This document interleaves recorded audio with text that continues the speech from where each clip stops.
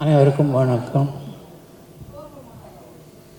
திரைப்படக் கல்லூரியில் படிக்கும்போது தான் சினிமா மூலமாக தான் நான் உலகத்தை பார்த்தேன்.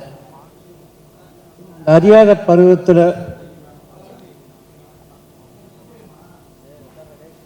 இன்ஸ்டியூட்டில் நான் பார்க்குற படங்கள் இந்த மாதிரிலாம் படங்கள் உண்டா அப்படின்ற அளவுக்கு இருக்கும். ஜப்பானை பற்றி தெரியும், ஜெர்மனியை பற்றி அதெல்லாம் தெரியும், பேர் தெரியும். ஆனால் அந்த மக்கள் அந்த வாழ்வாதாரம் அதை பற்றிலாம் ஒன்றுமே நமக்கு தெரியாது, எனக்கு தெரியாது. அது மூலமாக தான் எனக்கு அதுக்கப்புறம் புத்தகத்தை படிக்கணும்னு ஆர்வம் வரும். என் கண்ணை திறந்தது இன்ஸ்டியூட்டில் இந்த மாதிரி படங்கள் தான். என் வாழ்க்கையில் பல விஷயங்கள் சினிமா தான் எனக்கு மிகப்பெரிய வழிகாட்டியாக இருந்திருக்கு.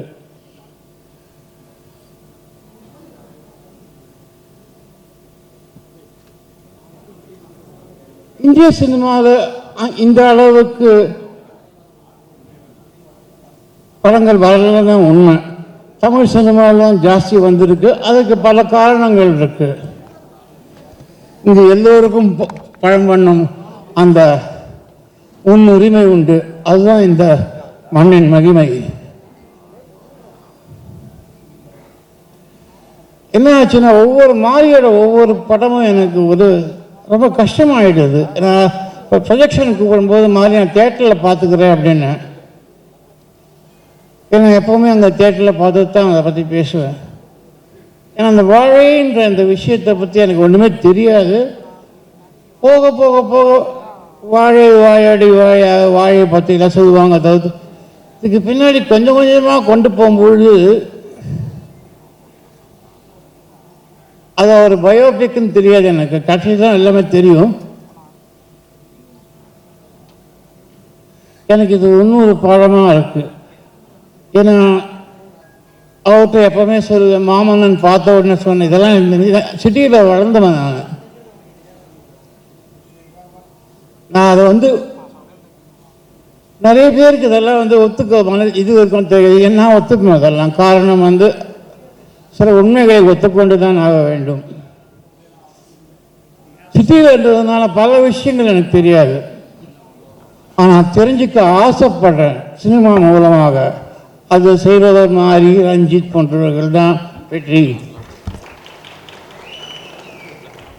ஆனால் ரொம்ப கஷ்டமாக ஒவ்வொரு படங்களும் கஷ்டம்னா ஆரோக்கியமான கஷ்டம் சொல்கிறேன்.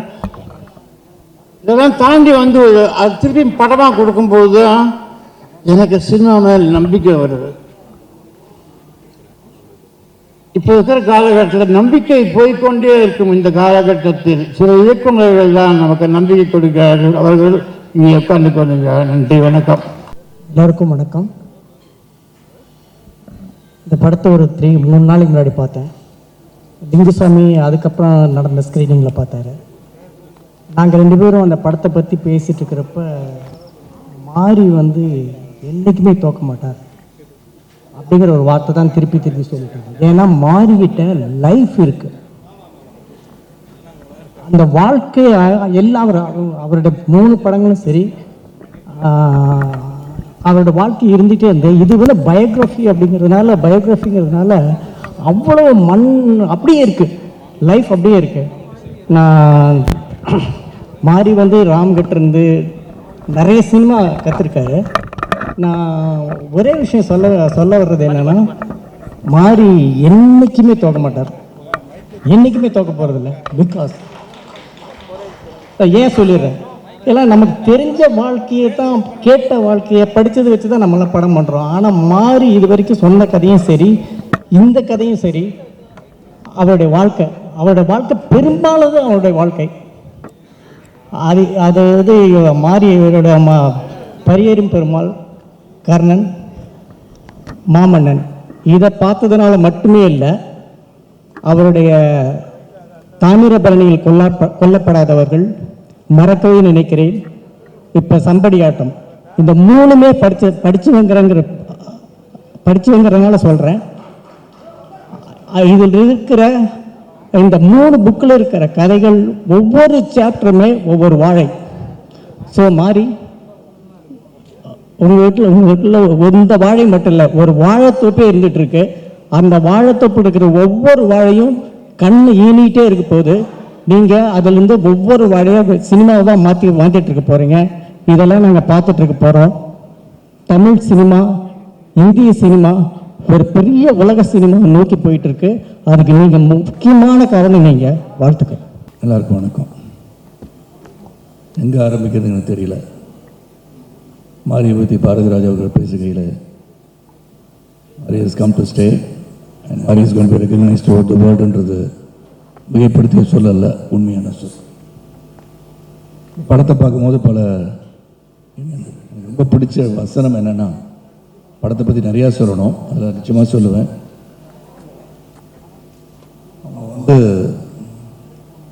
சிறுவனின் தாயார் சொல்லும்போது, சிறுவனான மாரி அவர்களின் தாயார் சொல்லும்போது, 5 வயசாக இருந்தாலும் 50 வயசாக இருந்தாலும் உழைப்பை சொல்லித்தரணும்னு சொன்னாங்க. அந்த உழைப்புக்கு என்று உறுதியான நேர்மையான உழைப்புக்கு வெற்றி உண்டு என்பதை சித்தரித்து காட்டுகின்ற படம் தான் வாழை.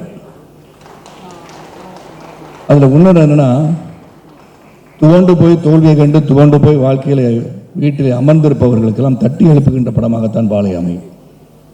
ஏன்னா ஒரு ட்ரமாட்டிக் சுச்சுவேஷன். நீங்களாம் படம் பார்க்காதவங்களுக்கு வாட் இஸ் தேர் இந்த மூவி.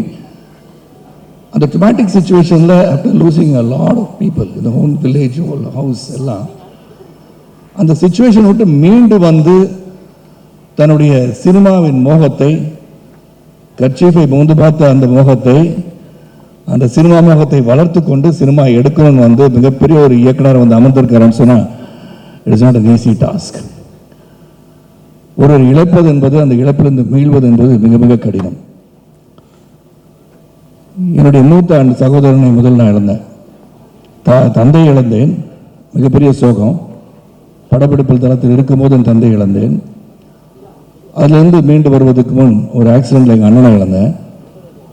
என் அண்ணனை இழந்த பிறகு எங்கள் தாயார் வந்து வீட்டிலிருந்து அவங்க ரூம்லேருந்து வெளியே வரல. நான் வந்து தலைமகன். தலைமனை இழந்த சோகத்தை வெளிக்காட்டாமல், அந்த சோகத்தை உள்வாங்கி, வேண்டுமென்றே நடக்காமல், எழுந்து நடக்கவே மாட்டேன் என்ற உறுதியுடன் இறுதி வரை இருந்து மறைந்தவர் தான் என் தாயார். என் மைத்துனர் இழந்தேன்.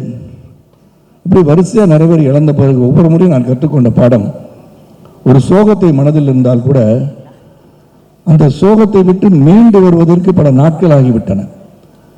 அந்த சோகத்திலிருந்து மீண்டு வந்து நீ என்ன நினைத்தாயோ, எதை சாதிக்க நினைத்தாயோ அதை சாதிக்க வேண்டும், நீ என்ன கொண்டு வாழ்வோம் தான் மனிதன். அந்த மனிதனாகத்தான் மாறி சொல்வதை நான் பார்க்குறேன். ஏன்னா பல பேருக்கு இந்த படம் வந்து ஒரு பாடமாக தான் அமையும். ஏன்னா வாழ்க்கையில் என்ன பார்த்தீங்கன்னா, நான் வந்து ஒரு வசதியான குடும்பத்தை சேர்ந்தவன் நான் அல்ல. பார்க்கறதுக்கு பால்மேன் ஷர்ட் போட்டு இன்னைக்கு நிற்கலாம். ஆனால் அதுக்கு பின்னாடி எவ்வளோ ஒரு வலி இருந்திருக்கின்றத தைரியமாக சொல்லியிருக்கின்ற மாரி செல்வராஜுக்கு என்னுடைய வாழ்த்துக்கள். இங்கே இருக்க பல பேர் அப்படி தான் வந்திருப்போம். உழைப்பு ஒன்றே நம்பி, அந்த உழைப்புக்கு உறுதியான நேர்மையான உழைப்பு இருக்கும்போது வெற்றி கிடைக்கும் நம்பிக்கை அடிப்படையில் வந்தவர்கள் தான். பிஎஸ்சி கணிதம் படித்தாலும் முதல்ல எனக்கு கொடுக்கப்பட்ட வேலை இருந்து சைக்கிளில் போய் 30 ரூபா பேப்பர் போட்டவன் தான் நான். வானத்திலிருந்து குதிச்ச நட்சத்திரம் கிடையாது.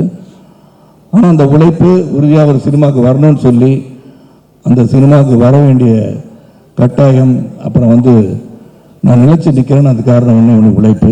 அந்த உழைப்பு தான் இந்த படத்தில் காட்டப்பட்டிருக்கு. இதில் நடித்த 2 சிறுவர்கள், இதில் பல stages of his life has shown. இந்த பயோபிக்னு சொல்லும்போது, thanks to Hotstar for taking this subject and bringing it to life and reality. ஏன்னா ஒவ்வொரு பருவத்தை வந்து நான் வந்து மாறிட்டு வந்து படம் பார்த்து வந்தேன்னு சொன்னேன். எல்லாருக்குமே, என்னை உள்பட, பள்ளிக்கூடத்தில் வந்து படிக்கும் போது 8ஆம் கிளாஸில் ஒரு டீச்சரை லவ் பண்ணவன் தானா. அவர் டீச்சர் லவ் பண்ணவன் காமியில் போயிட்டிக்கா there is some interest in that teacher என்பதை ஒரு சிறப்பாக காட்டியிருப்பது மாறி.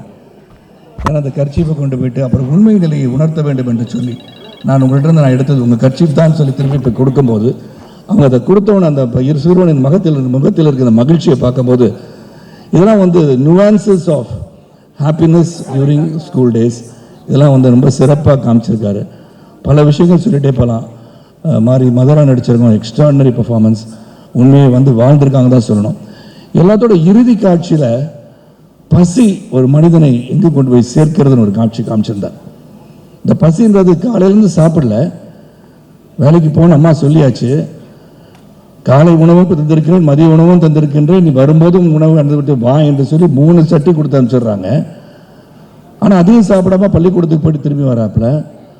பசி என்ன பண்ணுறதுன்னு தெரியாமல் ஒரு வாழைத்தோப்பொழியால் வரும்போது அந்த வாழை அறுத்து தலையில் சுமந்த அந்த சிறுவன் ஒரு பழத்துக்காக இங்கே வந்து தானு சார் பேசும்போது சொன்னாங்க, ரொம்ப ஈஸியாக பழத்தை சாப்பிட்டு தோலை தூக்கி போட்டுறோம், இனிமேல் போட மாட்டோன்னு.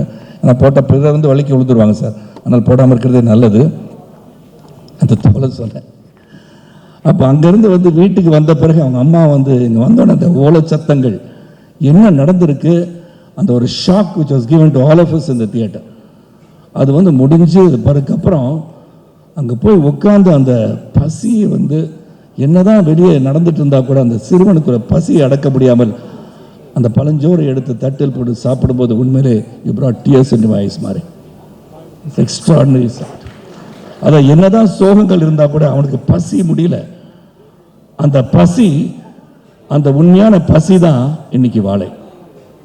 அந்த பசியை உணர்ந்து இந்த பசியை போக்குவதற்கு நாம் எடுத்துக்கொண்ட அந்த முயற்சியில் அவர் என்னெல்லாம் எண்ணங்கள் இருந்தது, அந்த எண்ணத்தில் வெற்றி பெற வேண்டும் என்று மாரி செல்வராஜ் எடுத்ததில் உண்மையிலே is going to be a great director. You got many stalwarts sitting in front. Mari is one among the best directors I have ever seen, and Rajit sir and everybody who is here. You are doing yeoman service to the industry, and hats off. இந்த படத்தை வந்து எல்லாரும் தியேட்டரில் போய் பாருங்க. And ஒன்றே ஒன்று தான், உழைப்பு, உறுதி, நேர்மை இருந்தால் வெற்றி நிச்சயம் என்பது உறுதி. நன்றி, வணக்கம். Thank you so much, sir. அரங்கத்தில் இருக்கும் அனைவருக்கும் இறைவன் புறத்திலிருந்து சாந்தியும் சமாதானம் உண்டாகட்டும். நவீன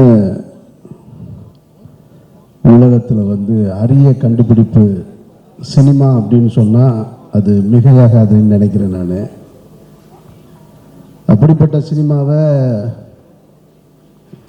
இங்கே எல்லாருமே பல விதமாக பார்த்துட்ருக்காங்க. பொழுதுபோக்குக்காக சினிமா எடுக்கப்படுது, சிலர் பணம் சம்பாதிப்பதற்காக சினிமாவை எடுத்துகிட்டு இருக்காங்க, சிலர் புகழை சம்பாதிப்பதற்காக சினிமா எடுத்துகிட்டு இருக்காங்க, இன்னும் சிலர் வந்து அதிகாரத்தை பிடிப்பதற்காகவும் சினிமாவை எடுத்துகிட்டு இருக்காங்க. அதில் சினிமா என்பது தான் பேச நினைக்கிற அரசியல், தான் சார்ந்திருக்கிற அரசியல் அப்படின்ற எண்ணத்தோடு அணுகுகிற சில இயக்குநர்கள் இருக்காங்க. அது வெற்றிமாறன் இருக்கார், ரஞ்சித் இருக்கார், அந்த வரிசையில் மாரி செல்வராஜ் இருக்கார். நானெல்லாம் திரையில் அரசியல் பேசுகிற ஆள் கிடையாது, தரையில் மட்டும்தான் பேசுகிறது, அதனால் திரைக்கு போகிறதில்ல. அந்த வகையில் வாழை வந்து மாரி செல்வராஜ் பேச நினைக்கிற அரசியலாகத்தான் அந்த படத்தை பார்த்தேன்.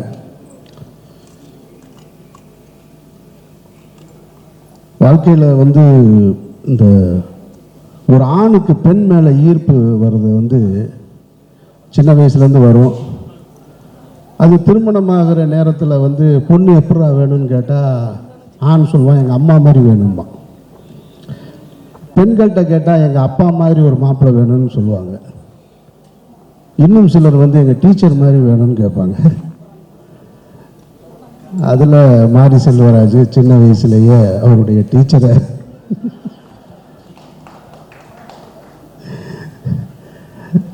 சரத் சார் பேசும்போது சொன்னார், நான் 8வது படிக்கும் போதே டீச்சரை லவ் பண்ணேன்னு. சரத் சார் இப்பவும் லவ் பண்ணுவார் டீச்சரை.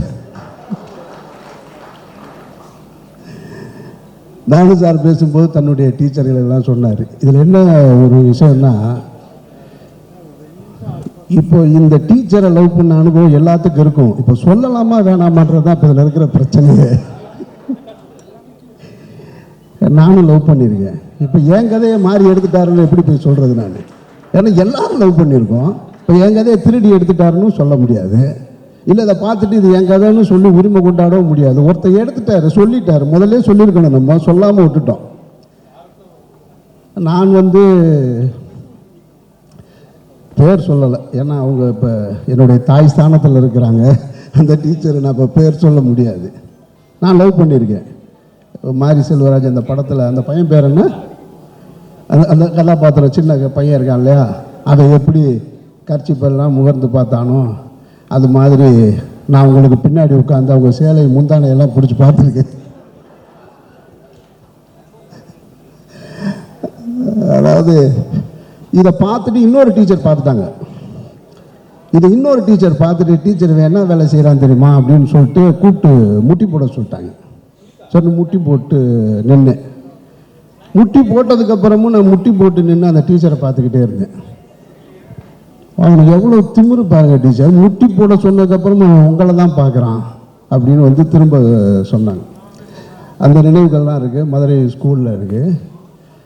அதுக்கு காரணம் அவங்க அழகாக இருக்காங்க அப்படின்றது கிடையாது, அவங்க நம்மக்கிட்ட அணுகிற அந்த முறை தான். அதுதான் அந்த காதலை உண்டு பண்ணதாக நான் நினைக்கிறேன். நான் இப்போ சமீபத்தில் அந்த டீச்சரை நான் வீட்டில் போய் பார்த்துட்டு வந்தேன், அந்த தாயை பார்த்துட்டு வந்தேன் அப்படின்னு சொல்கிறது தான் சரியானதாக இருக்கும்.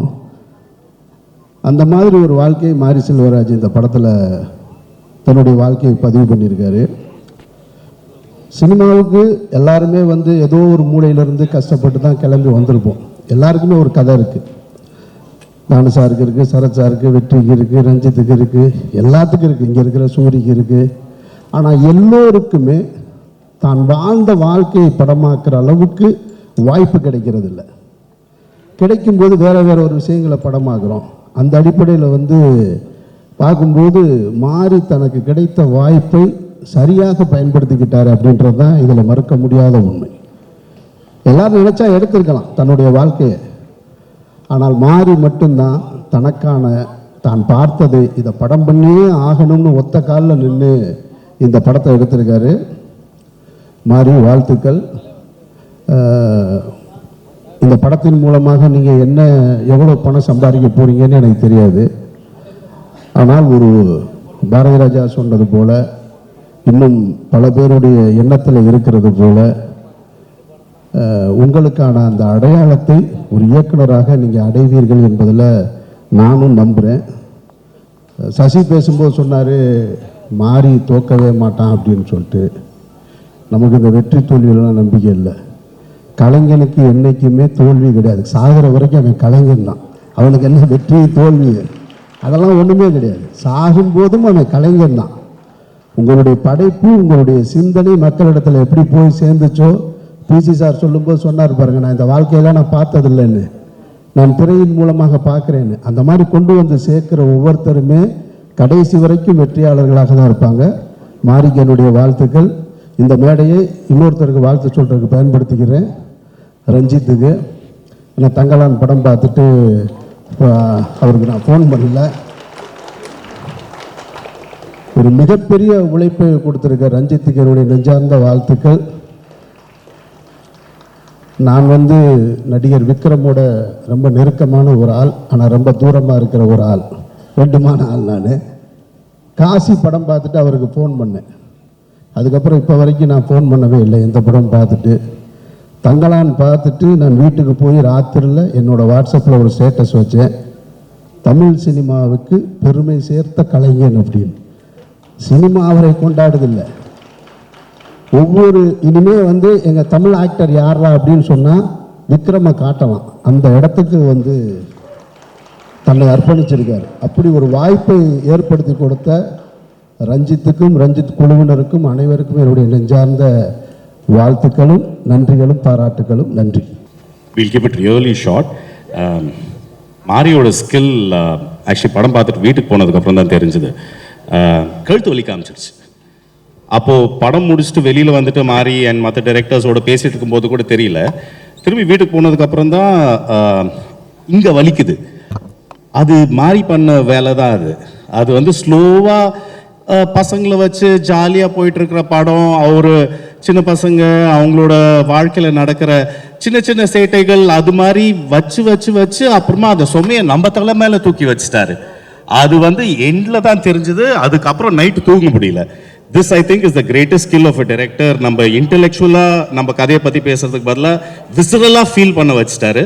ஸோ தேங்க்யூ மாரி, தேங்க்யூ ஃபார் திஸ் ஃபில்ம். ஒரு அருமையான படைப்பு, அது எல்லாரும் சொல்ல போகிறாங்க. So I also keep it short. என்னென்னா வந்துட்டு மாறி அந்த படிப்பை தாண்டி அவர் பெரிய இன்ஸ்பிரேஷன். லைக் இப்போது இந்த மாதிரி பசங்க வந்துட்டு ஒரு இதை தூக்கிட்டு போகிற பசங்க, இது மாதிரி பல பேர் வந்துட்டுல இவரை பார்த்து இவர் லைஃபே ஒரு இன்ஸ்பிரேஷன். நம்மளும் இந்த மாதிரி ஒரு பெரிய டைரக்டர் ஆளான்ட்டு அது ஒரு ஹோப் இருக்குல்ல. அவர் சொன்னார்ல அந்த 2 பசங்க பற்றி, அது வந்துட்டு ஒரு பெரிய விஷயம். அண்ட் இப்படி ஒரு அற்புதமான படைப்பை வந்துட்டு திலீப் மாஸ்டரும் வந்துட்டு அதை டிஸ்ட்ரிபியூட் பண்ணது ரொம்ப சந்தோஷம். இது மாதிரி நிறைய அவர் நேற்று சொன்னார், இது மாதிரி நிறைய கதைகள் இருக்குது. அடிக்கடி உங்கள் லைஃப்லேருந்து அப்பப்போ ஒரு சாப்டர் கொடுங்க.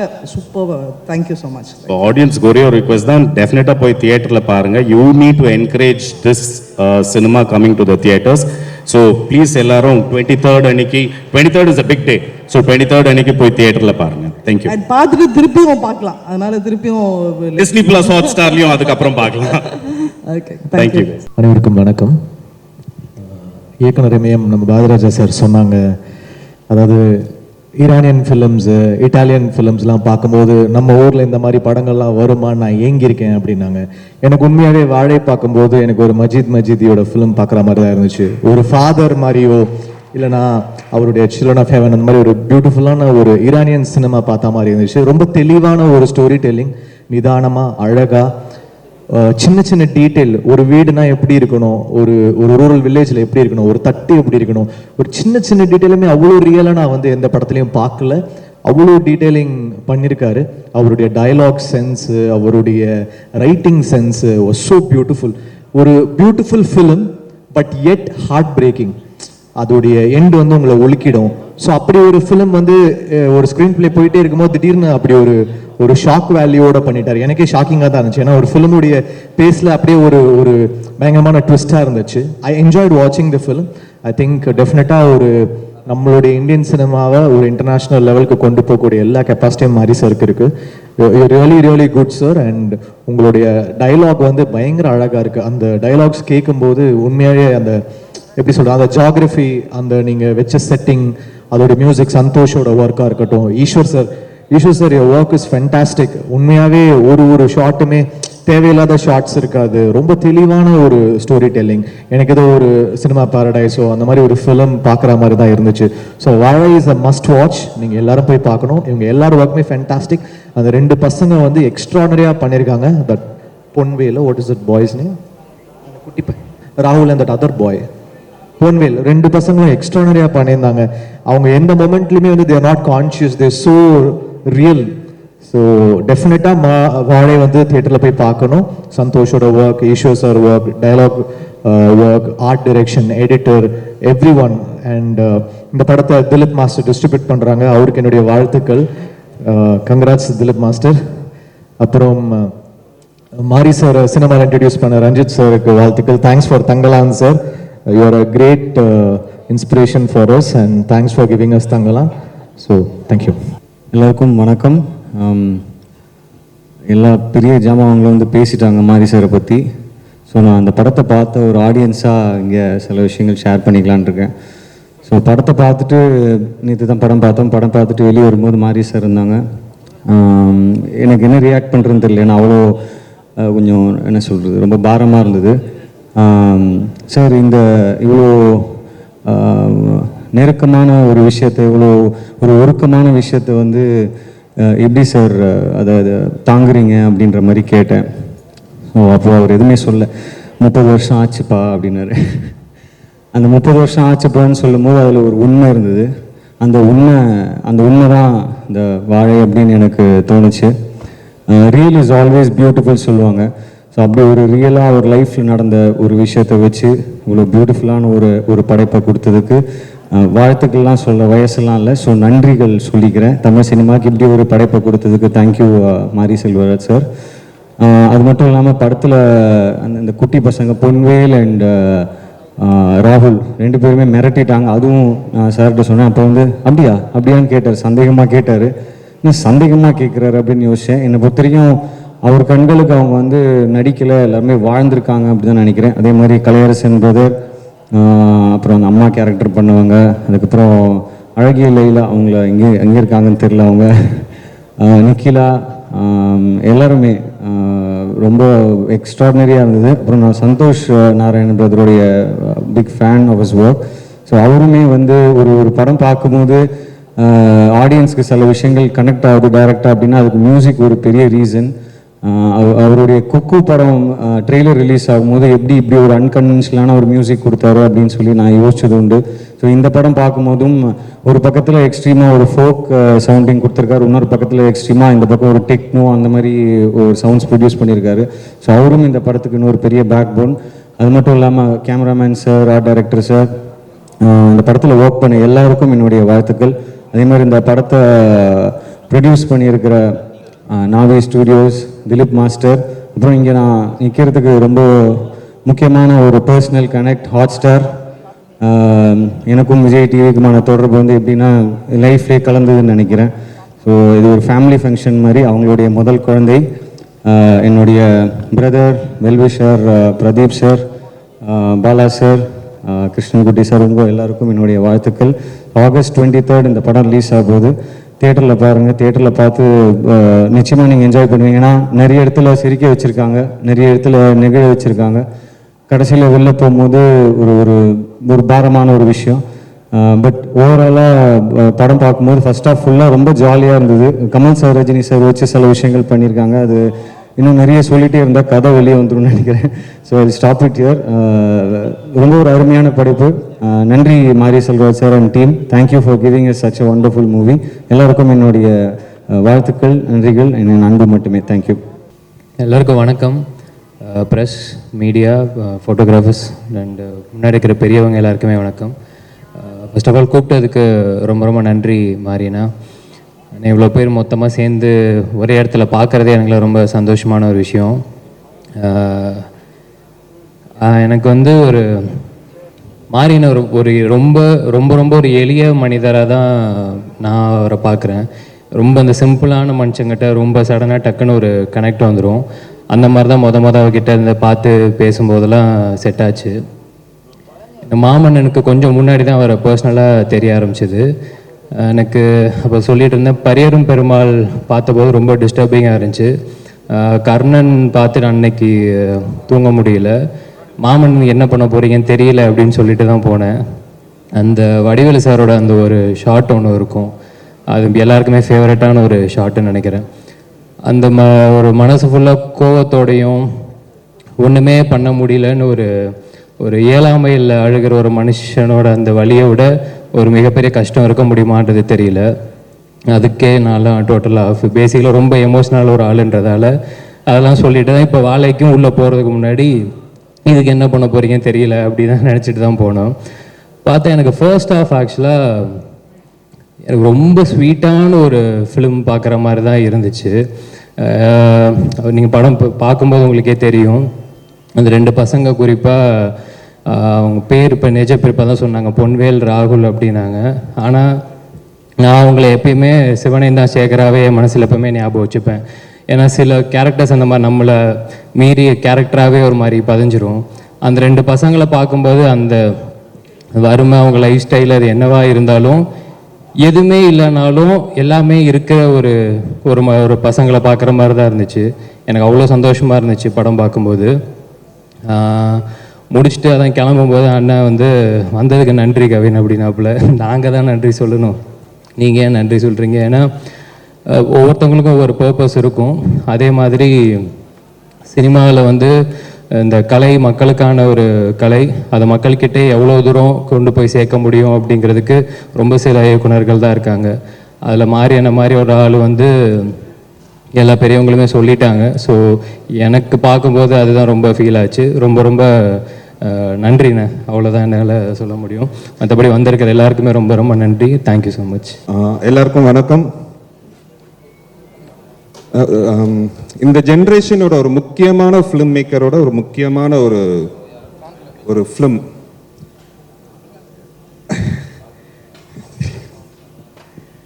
எனக்கு என்னன்னா, யூஸ்வலாக எல்லா படமும் எல்லா ஃபிலிம் மேக்கருக்கும் ஒரு பர்சனலான ஒரு ஜேர்னி. எல்லா ஃபிலிம் மேக்கருக்கும் எல்லா ஃபிலிம்ஸும் ஒரு பர்சனலான ஜேர்னி. இது மாரியோட childhood.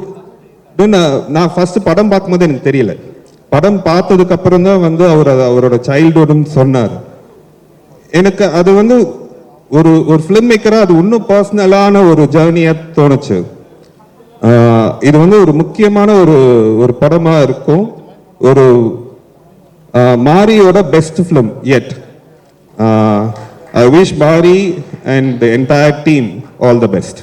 And also Dilip Subrayan, இது ப்ரொடியூஸ் பண்ண, கோ ப்ரொடியூஸ் பண்ண திலீப் சுப்ராயனுக்கும் என்னோட வாழ்த்துக்கள். தேங்க்யூ. எல்லாருக்கும் வணக்கம். எனக்கு பிடிச்ச நிறைய டைரக்டர்ஸ்லாம் வந்திருக்காங்க, அவங்கள பார்க்குறது ரொம்ப சந்தோஷமாக இருக்குது. படம் பார்த்தோம், வாழை படம் பார்த்துட்டு நான், அஸ்வின், ராம், இன்னும் நிறைய பேர் படம் பார்த்துட்டு ஒரு அரை மணி நேரம் யாரும் எதுவுமே பேசாமல் வெளியில் வந்து அமைதியாக இருந்தோம். ஒரு ஹாஃப் அன் ஹவர் மேலே என்ன பேசுகிறதுன்னு தெரியல, என்னையா இருந்தாலும் இப்படி பண்ணிட்டாரு அப்படின்னு சொல்லி ஒரு மாதிரி மன இறுக்கத்தோடு இருந்துகிட்டே இருந்தேன். அந்த அமைதி தான் இந்த படத்தோட பெரிய வெற்றின்னு நினைக்கிறேன். நான் மாரி அவர்களுக்கு என்னோட மனமார்ந்த வாழ்த்துக்கள். எனக்கு அவரோட படங்கள் ரொம்ப பிடிச்ச விஷயம்னா, ரியல் லைஃப்பில் நான் பார்த்தது, சினிமாவில் பார்க்காதது அவர் சினிமாவில் நான் பார்த்துருக்கேன். பரியரும் பெருமாள் அந்த குளத்தில் வாய் வச்சு தண்ணி குடிச்சிட்டு ஓடிட்டே இருப்பார். இதில் கலையரசன் வந்து துண்டில் அந்த தூக்குச்செடி கட்டிட்டு போயிட்டு இருப்பார். நிறைய டீட்டெயில் நான் பார்த்த லைஃப்பில் சினிமாவில் பார்க்க லைஃப்லாம் அவர் பார்த்துருக்கேன். ரஞ்சித் சார் படத்தில் கூட சார்பட்ட பரம்பில் பெருத்தானகார மூடு அப்படின்னு வருவாங்க. இந்த வார்த்தை வந்து இன்னும் எங்கள் ஊரில் இன்னும் கூட இருக்குது. அந்த வார்த்தை பெருத்தானகார மூடுன்னு ஒரு வார்த்தை யூஸ் பண்ணியிருப்பார். ஏன்னா டெய்லி ஒரு பொண்ணு பார்த்துட்டு ஒரு பொண்ணுமா உனக்கு குதிரல அப்படின்னு சொல்லி மெட்ராஸில் சொல்லியிருப்பார். இந்த குதிரன வார்த்தை, இந்த மாதிரி வார்த்தைகள், விஷுவல்ஸ் எல்லாமே யதார்த்த லைஃப்பில் பார்த்தது, பட் சினிமாவில் பார்க்க எல்லாமே நான் பார்த்துட்டு வந்துட்டுருக்கேன் ரீசெண்டாக. வாழை பற்றி சொன்னால் எல்லாரும் சொன்ன மாதிரி மாரியோட பெஸ்ட் இது, அது எதுவும் சந்தேகம் இல்லை. ஏன்னா மாரியோட வாழ்க்கை மாறி தவிர வேற யாரும் பெஸ்ட்டாக பண்ண முடியுமா என்ன? வாழ்த்துக்கள் எல்லாருக்கும். அப்புறம் ஜாபையா, எனக்கு இந்த பையன் அந்த படம் நடிச்ச ஹீரோ ஃபண்ட்ரி பண்ண பார்த்த ஜபையோட முகம் எனக்கு வந்துட்டே இருந்தது, என்னன்னு தெரியல. ரொம்ப நல்லா நடிச்சிருந்தாங்க. டெக்னிக்கல் டீம், ஆர்டிஸ்ட் எல்லாமே சூப்பராக பண்ணியிருந்தாங்க. ரொம்ப நன்றி எல்லாருக்கும், என்னோட வாழ்த்துக்கள். தேங்க்யூ. அனைவருக்கும் நன்றி, வணக்கம். நான் வந்து இப்போ இந்த ஸ்க்ரீனிங்கில் இந்த படத்தை பார்க்கல. நான் கொஞ்சம் முன்னாடி அவருடைய படத்தொகுப்பில் அறையில் பார்த்தேன் இந்த படத்தை. அதாவது கொஞ்சம் தற்காத்துக்கிட்டேன்னு சொல்லலாம். ஏன்னா சந்தோஷ் நாராயணருடைய கம்ப்ளீட் மியூசிக் இல்லாதனால அங்கேயே நான் அழுகாமல் இருந்திருக்கேன் அப்படின்னு கூட சொல்லிக்கலாம். நான் படம் பார்க்கும்போது அவருடைய கதைன்னு எனக்கு தெரியாது.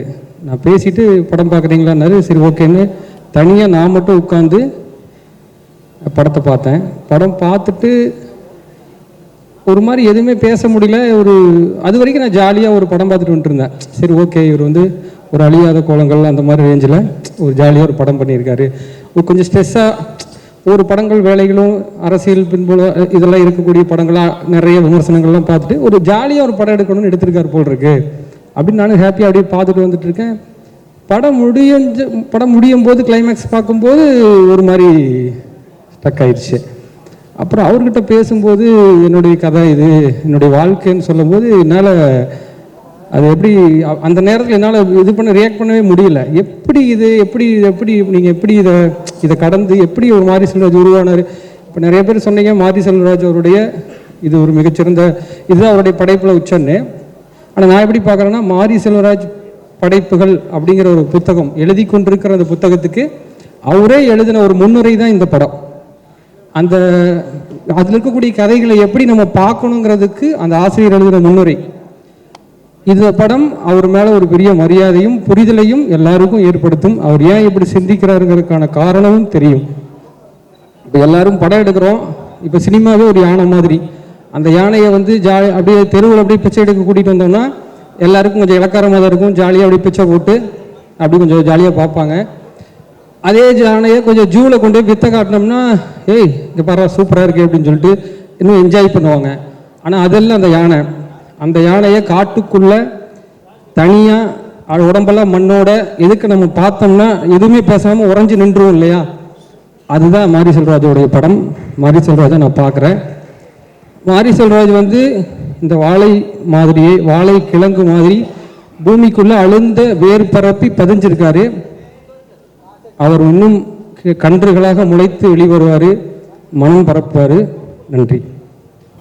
எல்லாரும் எனக்கு பயமாக இருக்குது எல்லோரும் முன்னாடி பேசுகிறதுக்கு. ஃபஸ்ட் திங் இதே மாதிரி தான் ஸ்பீச்லெஸ்ஸாக தான் இருந்தோம் படம் பார்த்துட்டு.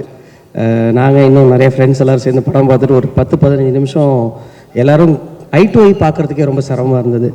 எனக்கு முதல்ல இந்த படத்தை வந்து ஒரு ஸ்பெஷல் ஷோ போட்டதே எனக்கு ரொம்ப என்னோடய லைஃப் டைம் அச்சீவ்மெண்ட்டாக நான் நினைக்கிறேன் சார் இதுவே. ஏன்னா நான் இது ரொம்ப ஹானர் சார். அது நான் அதை எனக்கு முன்னாடி காமிச்சு உங்களோட பர்சனலாக அதை பேசுகிறதுக்கான டைம் கிடச்சதே வந்து நான் இண்டஸ்ட்ரிக்கு வந்ததுக்கு எனக்கு ஏதோ ஒரு பெரிய அச்சீவ்மெண்ட்டாக தோணுது. ஏன்னா எனக்கு பெரிய இன்ஸ்பிரேஷன். நான் ஃபஸ்ட்டு ஐலி பண்ணும்பொழுதே எனக்கு ஒரு அதில் நிறைய மல்டிபிள் கேரக்டர்ஸ் இருக்காங்க. அந்த கேரக்டர்ஸ் ஒருத்தவங்களும் டிஸ்டிங்டிவாக தெரியணும் அப்படின்னா அது எப்படி கேரக்டர் பிடிக்கணுங்கிறதுக்கு எனக்கு வந்து பரியரும் பெருமாள் தான் ஒரு பெரிய ரெஃபரன்ஸாக இருந்தது. ஒரு கேரக்டர் இன்னொரு கேரக்டர் லேயர் கலர்ஸ் மிக்ஸ் ஆகக்கூடாது, அதை எப்படி ஹேண்டில் பண்ணணும். ஒரு விஷயத்தை நம்ம வந்து இது வந்து இட்ஸ் ஒரு ஒரு சொசைட்டியில் ஒரு பிரச்சனையை அட்ரஸ் பண்ணுறோம் அப்படிங்கிறப்ப இது பேசி தீர்க்க வேண்டிய பிரச்சனைனா அது எப்படி அந்த அந்த கான்வர்சேஷனுக்குள்ளே கொண்டு வரணுங்கிறதுக்கு எனக்கு பரியரும் பெருமாள் பெரிய ரெஃபரன்ஸாக இருந்தது. ஸோ அன்னையிலேருந்து எனக்கு நான் எந்த இடத்துக்கு வந்தாலும் சொல்லுவேன், இந்த கதைகள் பண்ணுறதுக்கெல்லாம் காரணம் வந்து Mari sir, Ranjith sir, Vetrimaaran sir, இன்னும் நிறைய பேர் வந்து அவங்களோட எக்ஸ்பர்டீஸ் அவங்க கொடுக்குற பாதை தான் நாங்கள் அடுத்த ஸ்டெப் எடுத்து வைக்கிறதுக்கு ஹெல்ப்ஃபுல்லாக இருக்குது அப்படின்னு. இந்த படம் பார்த்துட்டு எங்களுக்கு சசி சார் கூட சொன்னாங்க, உங்கள் லைஃப் ஒரு லைஃப், அந்த லைஃப்பை வந்து இது என்னோட லைஃப், நான் இந்த படம் எடுத்திருக்கேன் அப்படின்னு தைரியமாக சொல்கிறதே ஒரு பெரிய, ஏன்னா அப்படி ஒரு லைஃப் இருந்தால் சார் சொல்ல முடியும், இல்லைனா ஃபேக்காக இருக்கும் அது. பட் அந்த லைஃப்பை பார்க்கறதுக்கு, அதை பார்த்ததுக்கு பிறகு ஒரு 15-20 நிமிஷம் ஆயிடுச்சு நாங்கள் ஒரு வாரத்தை கூட பேசுகிறதுக்கு. அவ்வளோ அழுத்தமாக இருந்தது. லிட்ரலி எல்லாரும் அழுதுருக்க வேண்டியது, பட் எப்படியோ கண்ட்ரோல் பண்ணிட்டு இருந்துட்டோம். ரொம்ப அந்த ஃபஸ்ட்டு ஷாட் எனக்கு அந்த வாழையில் ஆரம்பிக்கும் போது ரொம்ப அழகாக இருந்தது. அந்த வாழை தோட்டம் ரொம்ப பளிச்சுன்னு பச்சை பசேல்னு அவ்வளோ பார்க்கும்போது ரொம்ப ப்ளசண்ட்டாக இருந்தது. பட் அந்த லாஸ்ட்டு ஷாட் அதை பார்க்கும் பொழுது லிட்டரலி கண் கலங்கிருச்சு. அது எவ்வளோ அந்த இலைக்கு கீழே எவ்வளோ பெயிண்ட் இருக்குது அப்படிங்கிறதும், எத்தனை பேர் சொன்னாங்க அது ரொம்ப இலகுவாக நினைப்போம், அது எவ்வளோ கனமானது அப்படின்னு. ஒவ்வொரு இடமுமே வந்து ரொம்ப பதபதப்பாக இருந்தது. அந்த பசங்க இப்படி பர்ஃபார்ம் பண்ணாங்க அப்படிங்கிறதெல்லாம் வந்து பயங்கர பிரில்லியண்ட்டாக இருந்துச்சு சார். It's a lesson. எனக்கு நிறைய மொமெண்ட்ஸ் இருக்குது அந்த கதையில். ஒவ்வொரு மொமெண்ட்டுமே வந்து ரொம்ப பெயின்ஃபுல்லாக இருந்தது அப்படிங்கிறத தாண்டி ரொம்ப உண்மையாக இருந்தது. எனக்கு படம் பார்த்துட்டு மாரி செல்வராஜ் சார், இதுதான் மாரி செல்வராஜ் சார்னா அவர் தான் சூப்பர் ஹீரோ, அவர் கதை தான் சூப்பர் ஹீரோ கதை அப்படின்னு எனக்கு தோணுச்சு. ஸோ அந்த சூப்பர் ஹீரோ கதையை எல்லோரும் தேட்டரில் பார்க்கலாம். எல்லோரும் சொல்கிறாங்க அது எப்படி எனக்கு அப்படிலாம் தோணும் சார். பக்கா என்டர்டெய்னிங்காக நான் என்ஜாய் பண்ணேன், ஒவ்வொரு மொமெண்ட்டும் என்ஜாய் பண்ணேன். நீங்கள் காமிச்ச ஹாப்பினஸாக இருக்கட்டும், சேடாக இருக்கட்டும், எல்லாமே 100% வந்து ரீச் ஆச்சு. ஸோ கண்டிப்பாக இட்ஸ் அ ஹியூஜ் சக்ஸஸாக தான் இருக்கும், சக்ஸஸ்ஃபுல்லாக இருக்கும், எல்லோரும் என்ஜாய் பண்ணுற ஒரு படமாக தான் இருக்கும். நன்றி, தேங்க்ஸ். வந்திருக்கும் அனைவருக்கும் என்னுடைய பணிவான வணக்கங்கள். நான் இந்த படம் பற்றி எல்லாருமே சொல்லுவாங்க, அதனால நான் எதுவும் அதை பற்றி ஸ்பெசிஃபிக்காக சொல்கிறதுக்கு ஒன்றும் இல்லை. மாரி வந்து டெக்னிக்கலாக முன்னே இருந்ததை விட ரொம்ப இம்ப்ரூவ் ஆகி வந்திருக்காருன்றது தெரியுது இந்த படத்தில். ஒரு பெரிய லீப் இருக்குது இந்த படத்தில். அவர் வேர்ல்டு பில்டிங்கில் மாரியும் ஒரு வேர்ல்டு பில்டர் தான். அவர் படத்தில் மனிதர்கள் மட்டும் இல்லை, மிருகங்கள், பூச்சிகள், பறவைகள் எல்லாமே அந்த உலகத்தில் ஒரு பார்க்குன்னு காட்டக்கூடிய ஒரு இயக்குனர் அவர். அப்புறம் பெரிய இயக்குனர்கள், மாஸ்டர்ஸ் எல்லாருமே வந்து ஏதோ ஒரு பார்ட்டில் தன் கதையை வந்து ஒரு படமாக எடுப்பாங்க. அப்படி மாதிரி வந்து இந்த படத்தில் அவருக்கு நடந்த அனுபவங்களை அவர் வந்து சட்டை உரித்து அவர் வந்து காமிச்சிருக்கிறாரு. அது எந்த ஒளிமறை இல்லாமல் அவருக்கு என்னெல்லாம் நடந்ததோ அதை அவருடைய சின்ன சின்ன புனைவுகளோடு காமிச்சிருக்கிறாரு. ஸோ இந்த படத்தை பற்றி நாங்கள் எல்லாரும் சொல்லலாம். ஆனால் எப்படி சொல்கிறது, ஒரு தாஜ்மஹாலை பற்றி நம்ம 1000 பேர் 1000 விதமாக சொல்கிறத கேட்டாலும் நாம் போய் நேரில் பார்க்கும்போது இருக்கிற அனுபவம் இருக்கு இல்லையா, அந்த அனுபவம் தான் ரொம்ப முக்கியம். அந்த அனுபவத்தை சொற்களால், விமர்சனங்களால் அல்லது எங்களை போன்ற சக இயக்குனர்களால் கடத்த முடியாது. அதனால் அந்த அனுபவத்தை நீங்கள்லாம் தேட்டரில் போய் பார்த்து உங்களுக்கு பிடிக்குது பிடிக்காதுங்கிறது எல்லாமே ஒரு பர்சனல் ஒப்பீனியன் தான். ஒரே மாவில் சுடுற இட்லியை சில பேருக்கு பிடிக்காது, தோசையை பிடிக்கும். அந்த மாதிரி விருப்பு வெறுப்பங்களை உங்களோட தான் இருக்கட்டும். அதனால் இதை தேட்டரில் போய் அனுபவிச்சு பாருங்கள் அப்படின்றது தான் என்னுடைய ரிக்வெஸ்ட்டாக இருக்குது. இந்த படம் வெற்றியடைய எல்லாரையும் போல நானும் வாழ்த்துக்கிறேன். நன்றி, வணக்கம். இருக்கக்கூடிய இயக்குனர்கள், மீடியா, ஃப்ரெண்ட்ஸ், பிக் ஹலோ.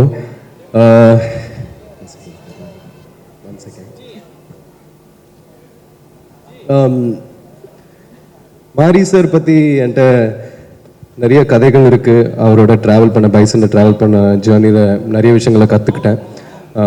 ஆனால் அது அந்த மேடையில் பேச விரும்புகிறேன். வாழைங்கிற படத்தை நான் போன வருஷமே பார்த்துட்டேன்.